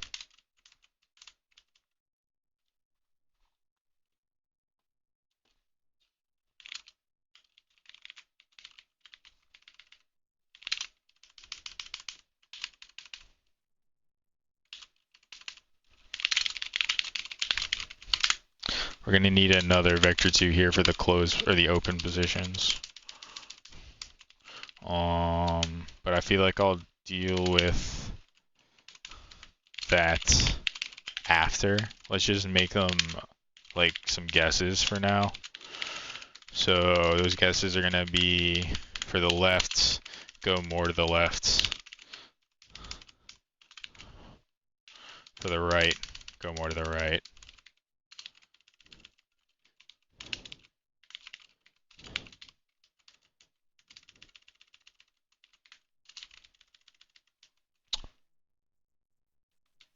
Say 14.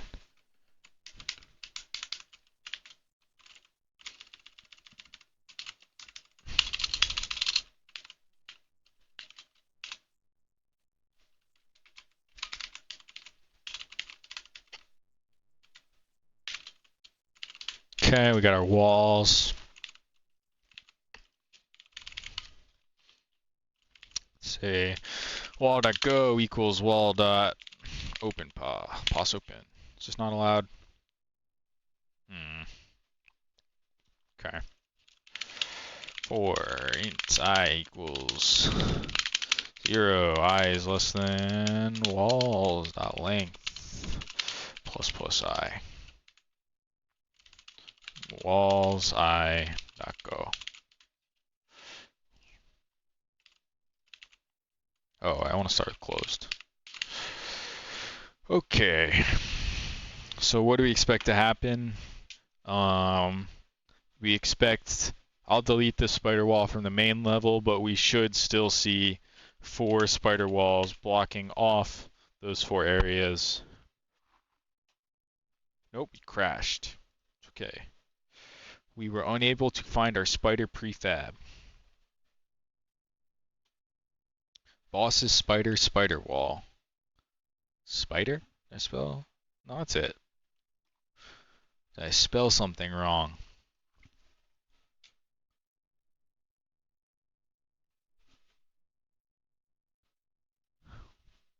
Oh, I'm still saving. I still have like a wall prefab thing that was empty. I didn't switch it over to the local one. All right, let's try again. I think the second error there is just a cascading error from the first failure. Okay, that's not the case. Because we deleted our spawn boss call, so it's no longer able to assign the boss health bar. I don't know. What we put? Whatever.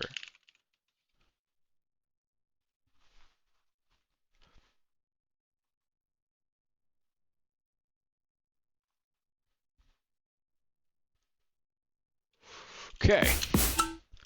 Just want to. Ooh, it fell out of the world. I just want to make sure there's no weirdness on any of these edges. Because there is a little spot there you can see. Honestly, maybe we should just have the map cover that spot. Like, I didn't choose 2 in particular.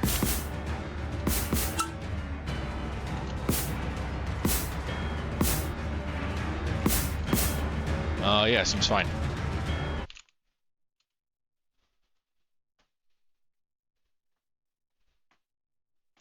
Let's just fill in that gap.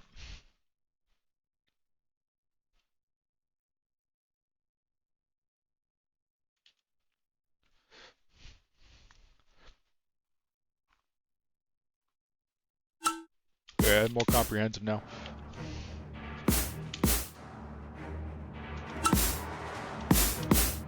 Okay, next.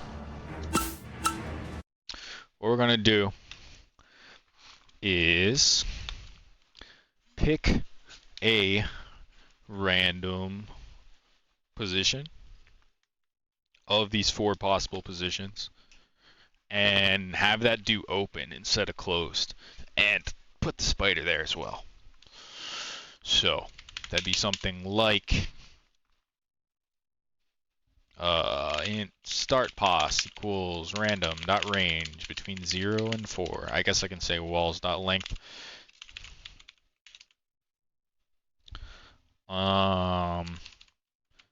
And then here I say I equals start pos and walls dot pos open instead.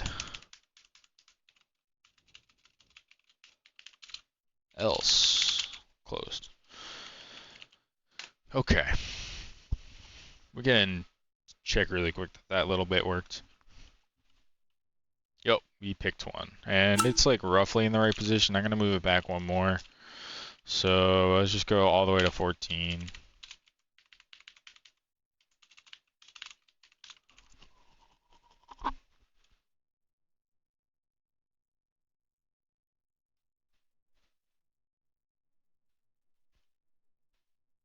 Okay, yeah. Okay, next up, you put the spider there.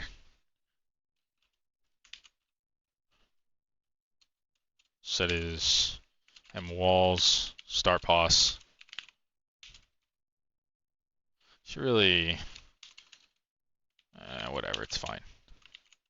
I was wondering whether or not that name maybe is misleading, but it's fine. Okay, now our spider shouldn't just be in the middle. It should be in one of the 4 locations, and specifically the open one. And that is the case. Cool. I feel like it should be bigger. Let's make it twice as big and see if it still fits.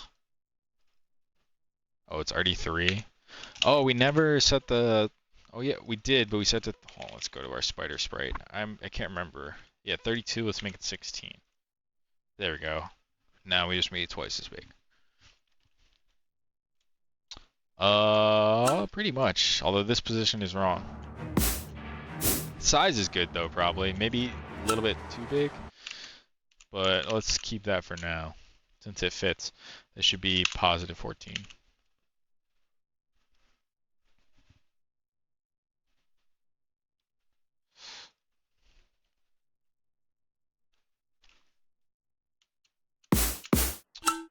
Okay. One thing to fix though is his collider is nowhere near his actual body. It's centered around 0 and like, I don't know, 2, 1, and then I guess has to be centered around -.5. Yeah, that's pretty much it.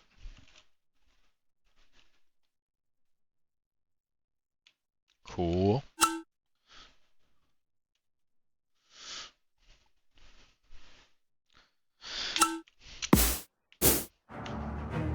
Yeah, so I guess what we can do is you can give him the behavior that if you get too close to his front, dash or otherwise, he does a dash break attack at you.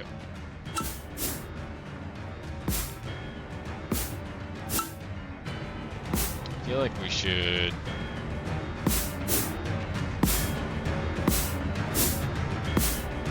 We should offset this guy inwards a little bit. Oh, we killed him! I guess he can't take damage. You just sit there and dash him all day. Alright,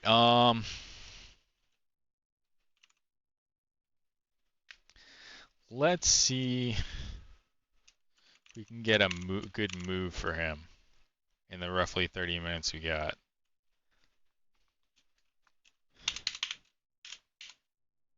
And we'll deal with attacks another time. Either offline or next week. Okay. So, isn't there like an on boss timer?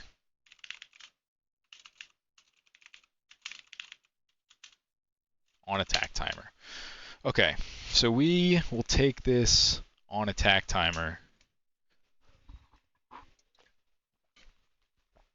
and have it say, if you're not currently moving and this timer fires, move, as like a testing thing.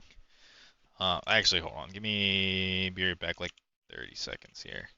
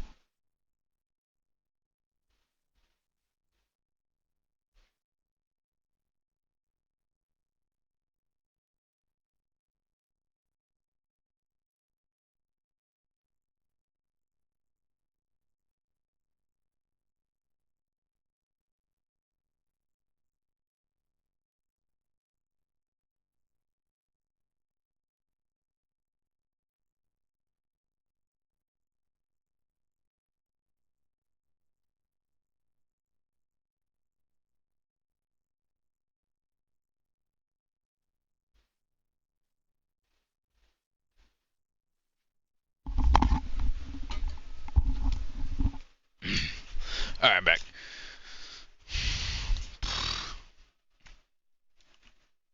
Just like drinking so much water. I'm running out of water.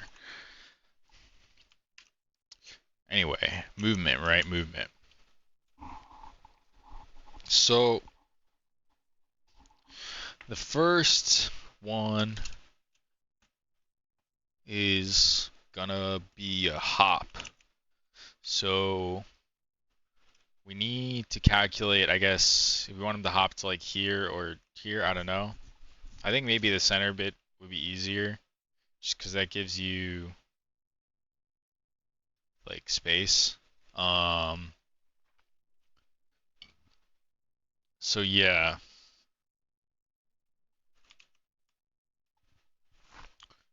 Let's take a look at our boss. Probably need to give him a jump that we can call, or at least it's gonna be convenient to do so.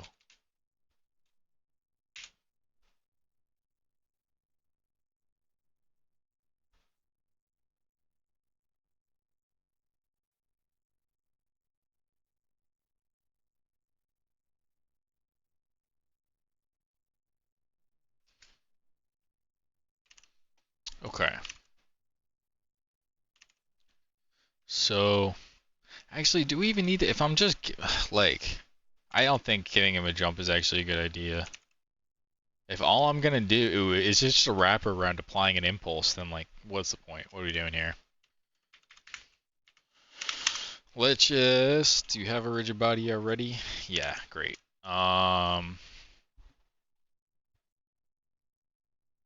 Just have him jump with a test amount of force. I guess if we're going to be doing that often, after we spawn the boss, we should cache its rigid body.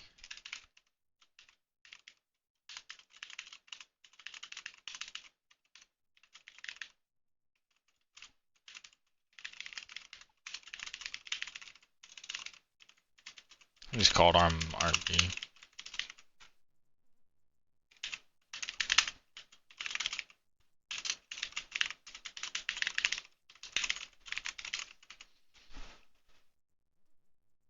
I'm probably going to break this guy up into a few different objects, so let's just get ready for that.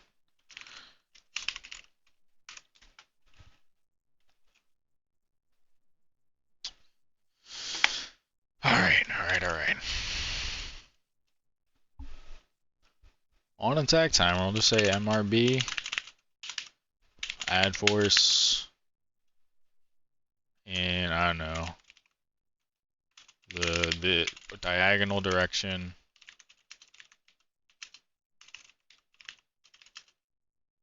Times like 10 as impulse. I just want to see what that looks like. And it also will quickly validate our overall testing idea here.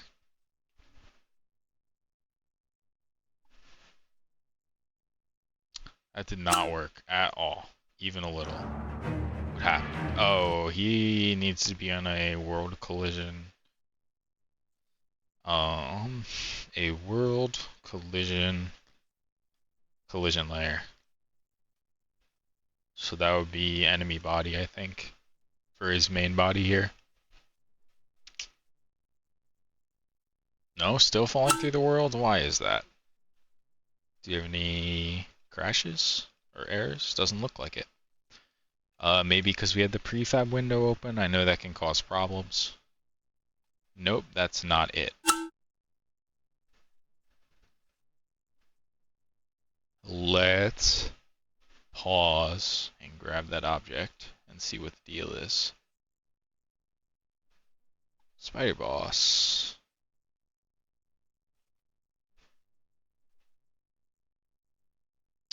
His only collider there is a trigger. He has no world collider. That's the problem.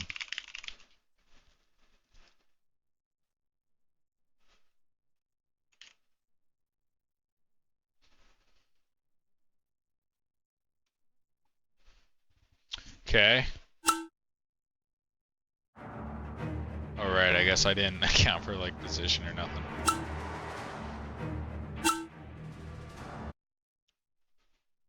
Can we get him to spawn on the left?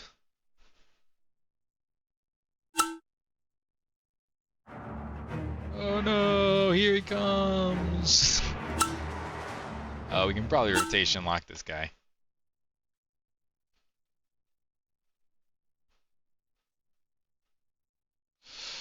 And we can make him, I was considering making him a bit smaller, makes sense, just to give him the space to jump there.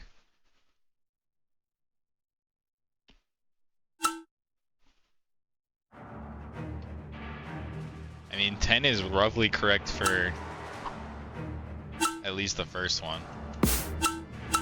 What we want is a jump down here, then a walk. So let's say 12. We want a jump, then a pause, then a walk, then another jump.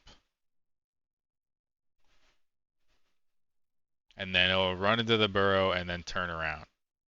Oh, this isn't going to work.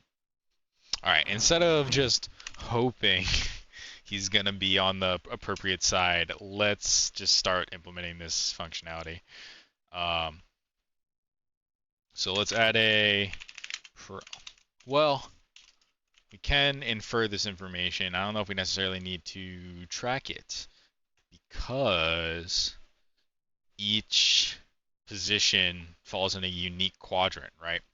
So I can just say bool the top equals m spawn boss transform.position.y greater than 0, and be left the same for x, or I guess be right, and we'll say if we'll start with float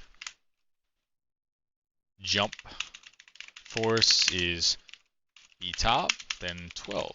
If it otherwise, probably more, 15. I don't know if that's right. And be right means the direction is negative. So be vector2 Forrester equals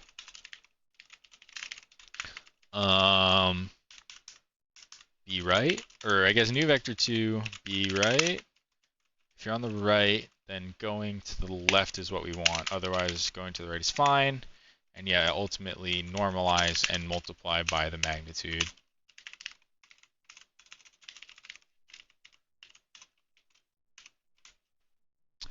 And then that, we should just call this force, because we're including that multiplication. Okay, so now it has slightly different jumps for the 4 places it can be. Let's see if that's roughly correct.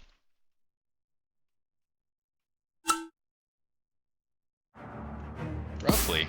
15 might be too much, but...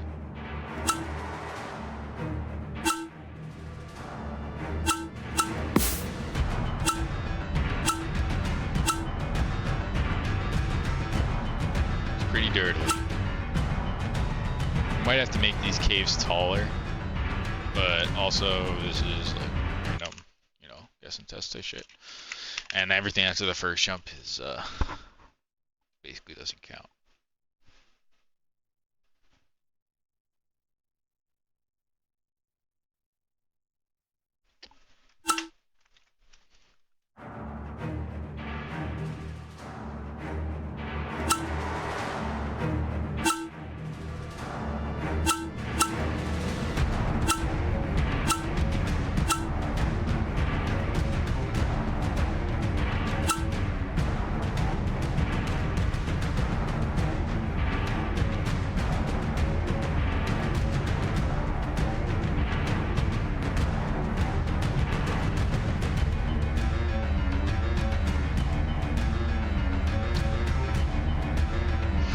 What's kind of weird though is why?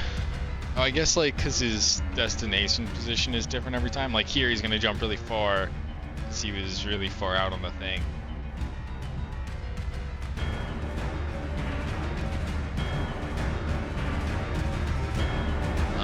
Yeah. So jump is, I don't know, fine enough. Let's see, 13.5, I guess. I don't know, whatever. I'll do one more little guess and check before I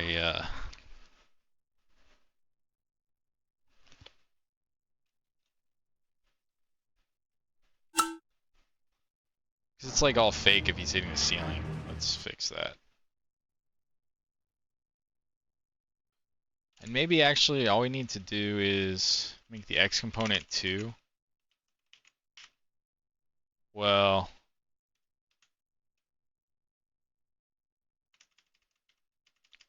actually, let's make this a little bit more complicated. We'll say dir is new vector 2, where if you're on the top, or I guess be top, then it's gonna be this.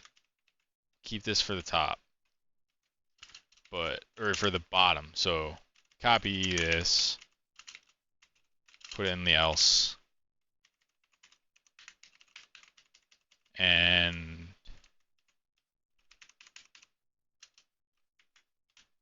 for the bottom, we want the X component to be greater.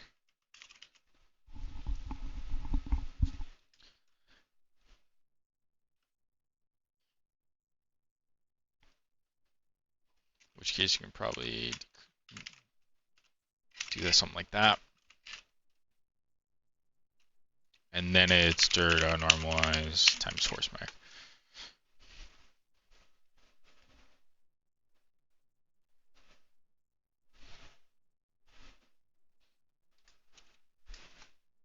Okay, there's our guy.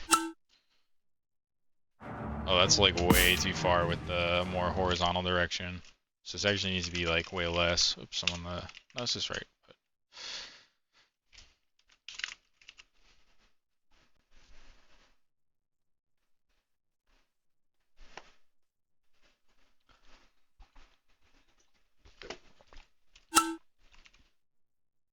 Oh, what? I guess that's a pretty significant difference.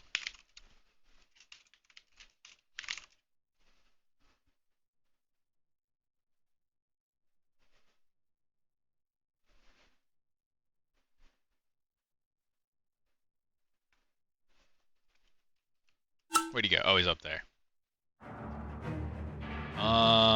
Need slightly more on that. And maybe we can also just clear these. 2 in each direction, just give him more space to jump. And we can give him 1 more tile here.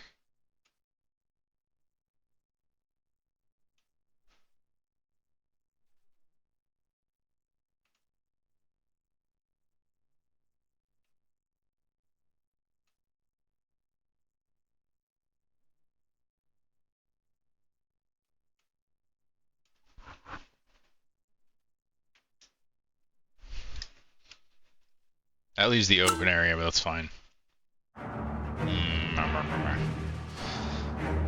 Okay, maybe we do want horizontal in this case as well, but maybe not to the same extent.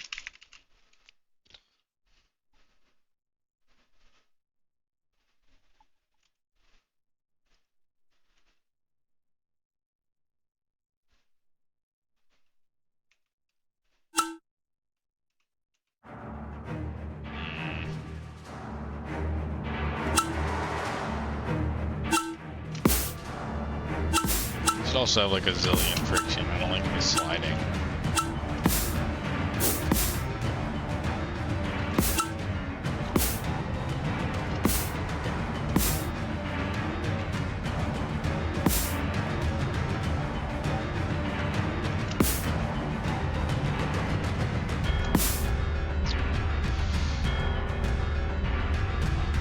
I don't really want to be like sitting here guessing and testing and like fucking with geometry.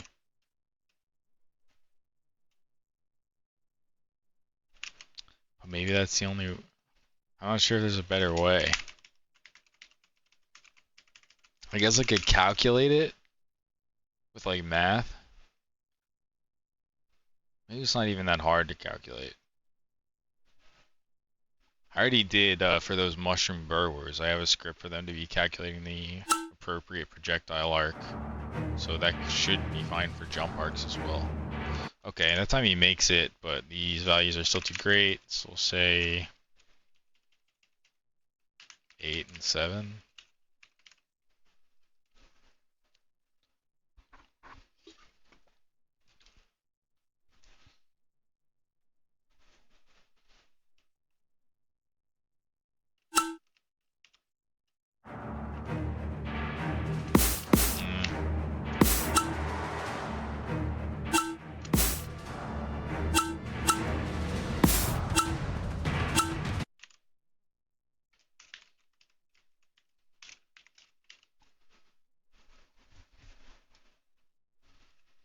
Maybe we can do the same thing as the rat boss where it just checks the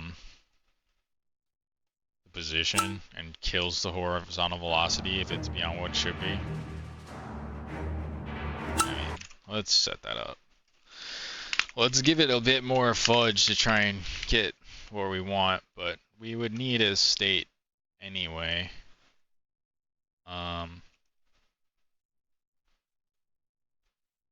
So let's say we'd have private bool MB jumping is false.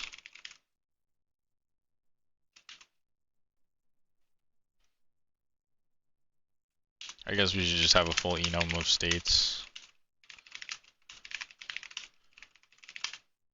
Pervit.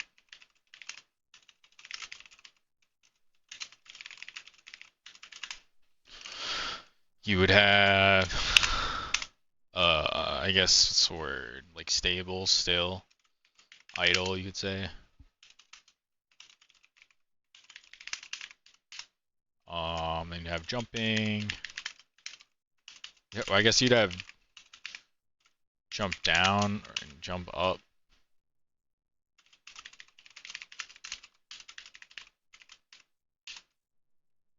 And then also walking.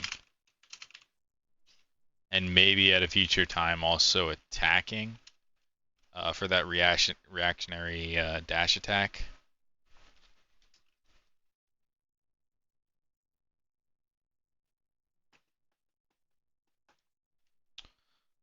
Okay. We have a private spider state, M state. And when we spawn the boss and are like doing our initial setup here, we'll say our state is idle. When we do our jump here, we can first say, well, hold on, is your state idle? Then you do this. Here we would set the state to spider state jump down, and then we would have an update.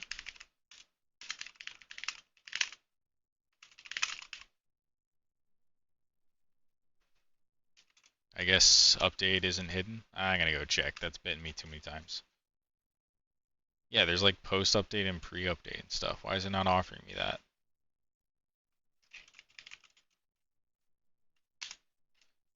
Is it? Yeah, post update's fine.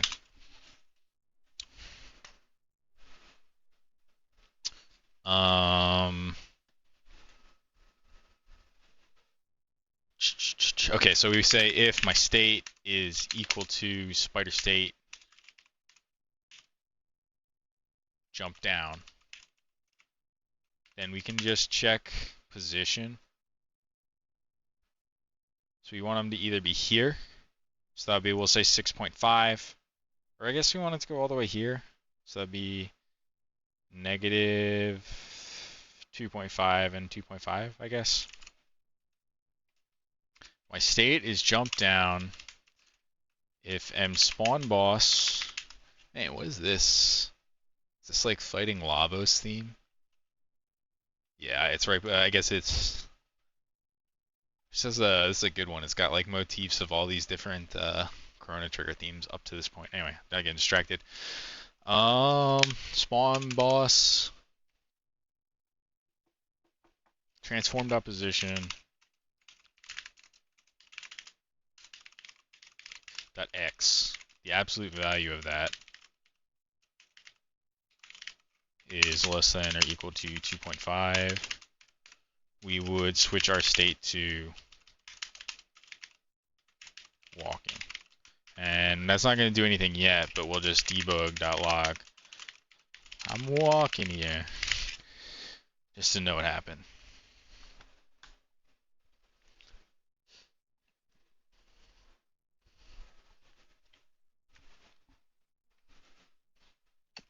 Okay, he comes in, do his initial jump, gets stopped. Now that, I mean, we were trying to align it, and it looks like it is pretty close to a line, but now that we are stopping anyway, we can get away with more force, right?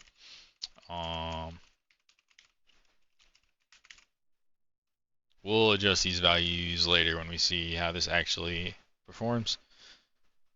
Oh wait, we didn't actually do, like, we printed out the thing, but we want to also kill his horizontal velocity.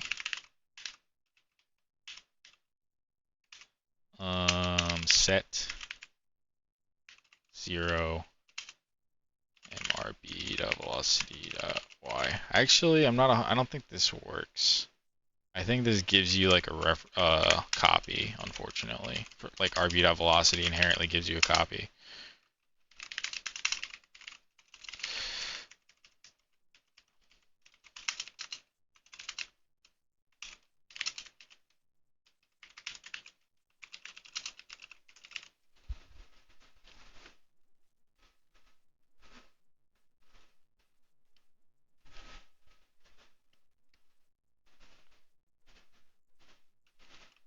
Okay, jumps. He's gonna overshoot it, but hopefully kill his velocity. Yeah. That looks a little silly, so we can probably adjust, but he is now in a position, does he say? He is walking. I mean the velocity got killed, I would imagine. Yep, I'm walking here. Great. So there's actually a phase in between, or I guess it would be pre-jump, or jump pause, like before or after a jump. So we would have else if mstate equals jump pause. And here, instead of walking, we will set to jump pause.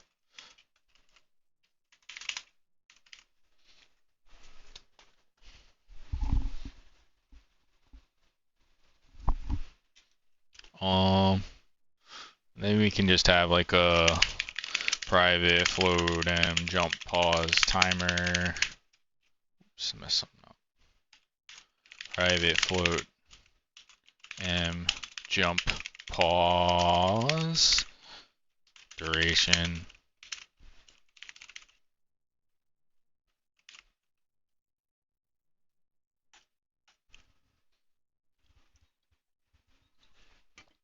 Okay.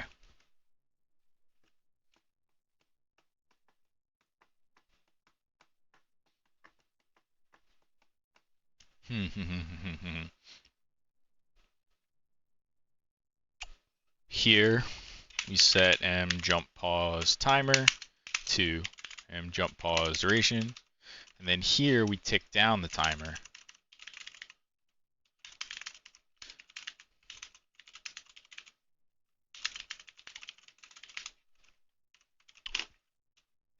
And if we're done, then we start walking. Now, for walking,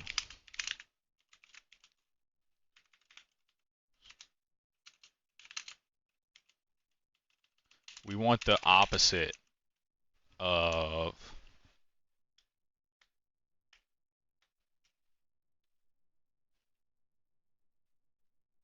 I think we actually need two states here.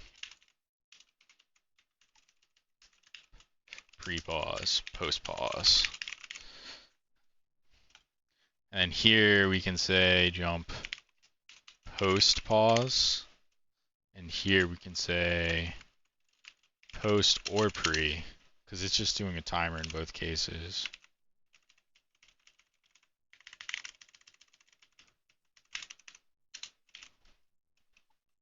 But then our new state is, if you're in a post pause, go to walking. If you're in a pre-pause, you're going to go to jump up.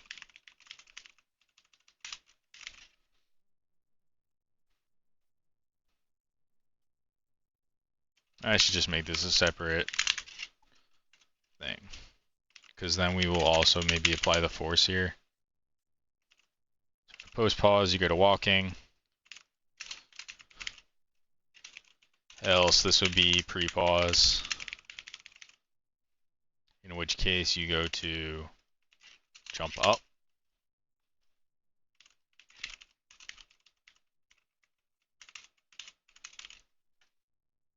And walking, just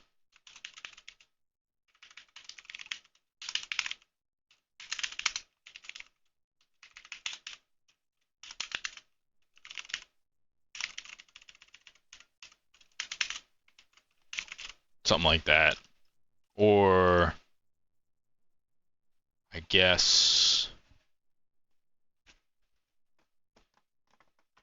thinking, do you need to cache your direction? We can just check the absolute value, so to check the destination in both directions, but we do still need some way to tell it to move. Maybe we just cache it here.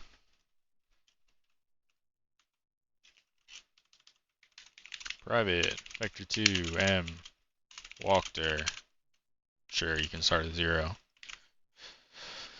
Here, where you're walking, walkter equals mSpawnBoss transform.position.x less than 0. If you're on the left, then you go to the right. Otherwise, you go to the left. And then here, you do plot times walkter. Should be saved as a vector3.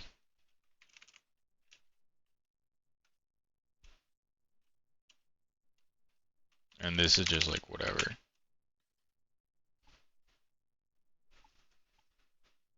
And we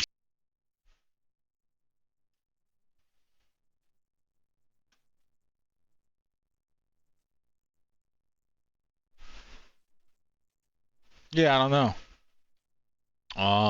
It's just like kicked me off stream for a second there. Yeah, I think it was probably just a blip of internet.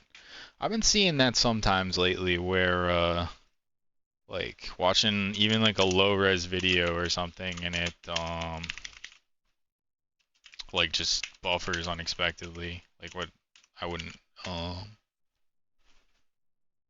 know, I haven't seen things buffer in so long. I think I've just been having flaky internet lately. It doesn't matter for most stuff I do. Has to hit me now. Whatever. So we before we wanted to move within this like -2.5 to 2.5 range, and now we want to move to the edge of it. So we want to see when our position is greater than or equal to that. This should probably be in a variable. I'll clean that up later. What was it? Right. This is then our state becomes pause again, jump, pre-pause, and we want to set the timer.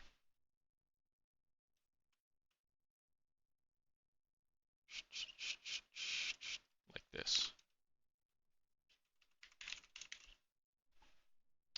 And then this is sort of like, we won't do the jump up yet, but this is sort of like the end of the chain of events. So let's see if we can get there, and then we'll figure how much force we probably need to jump up.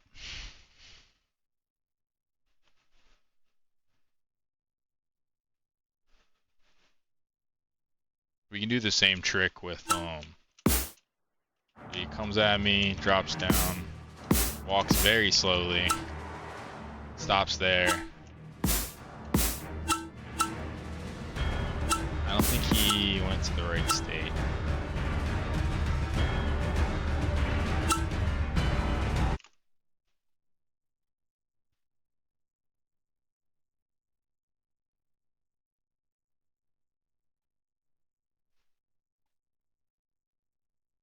So why did that happen? I'm not seeing we made it anywhere.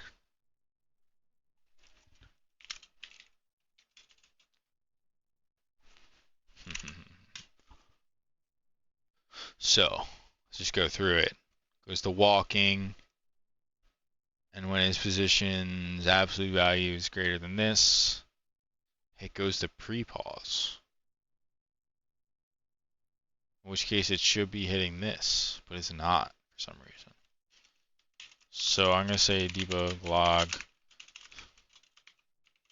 post pause to walking. Here we can say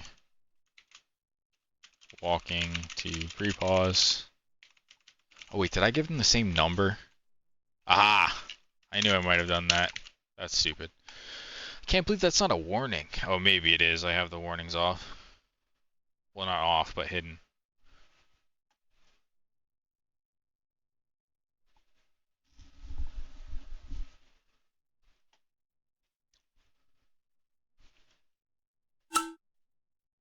Okay, jumps, stops, walks over, and we made it. Okay. So let's see if we can add the final jump.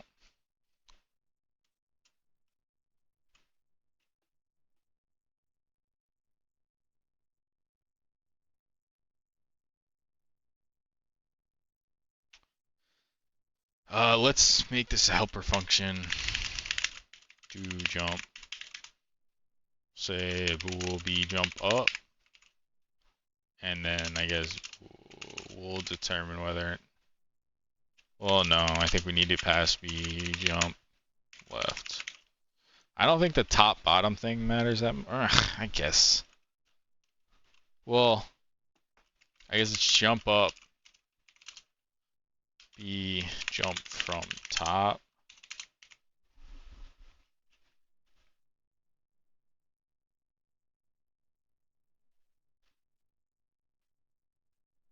And then we can copy this.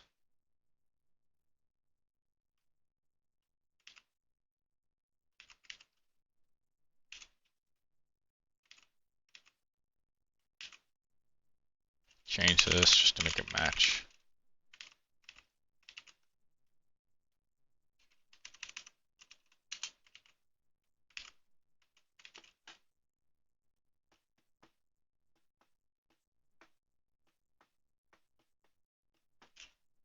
Move this out.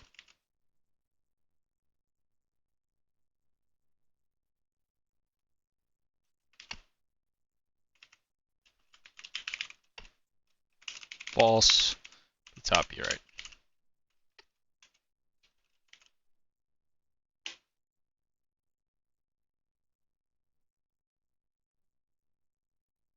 And then I guess we just have another layer of this.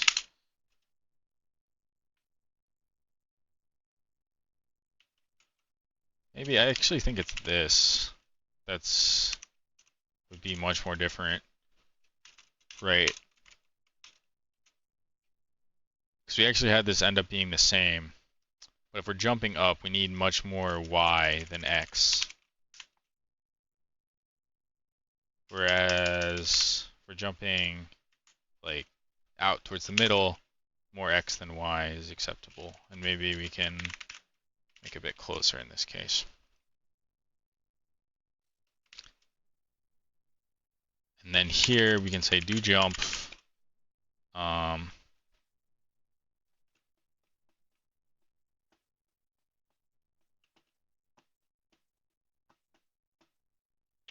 True. False.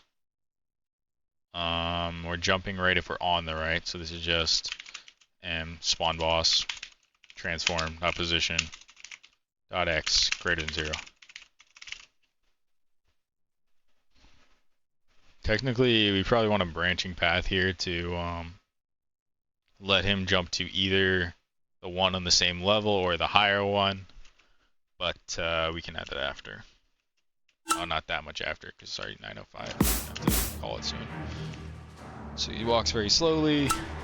Sit here, but he did not do his jump like he was supposed to do. Or if he did, it wasn't what I intended. Jump up was true.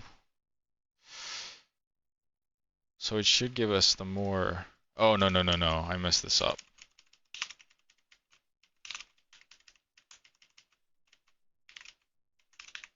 That's the right versus left thing, not the X versus Y. Now it's X versus Y.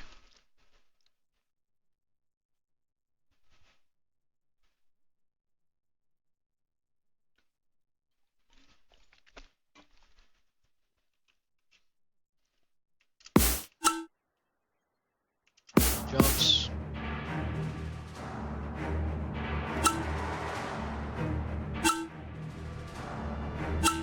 Why is that direction wrong? That could have been right, I think.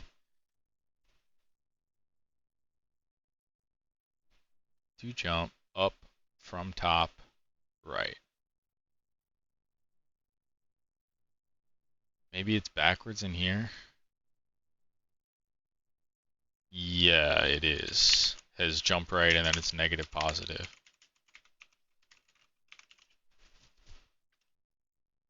And then it's this, because if right, jump left.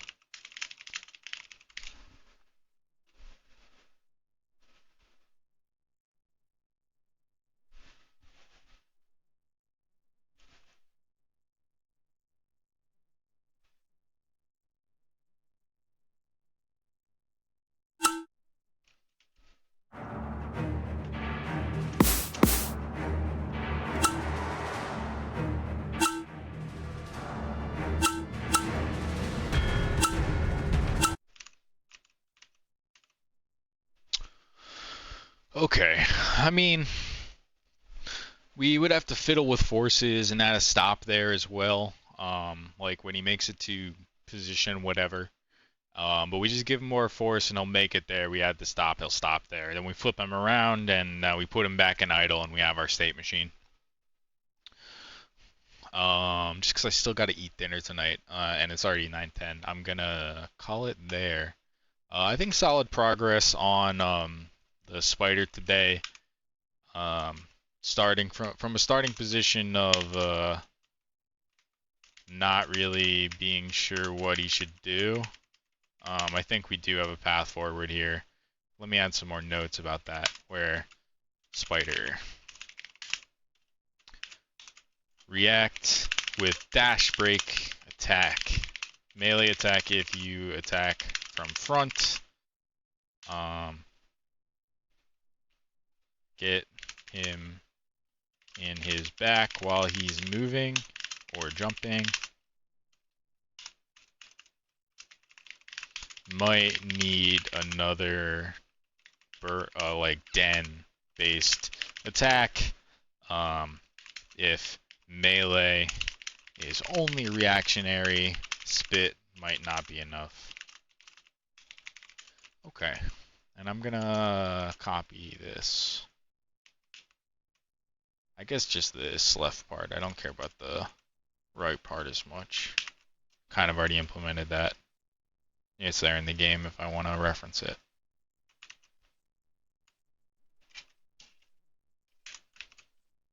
I have the wrong layer. I need to flatten this. Flatten, flatten, flatten. Cool. And a bit too big, we'll just scooch it down.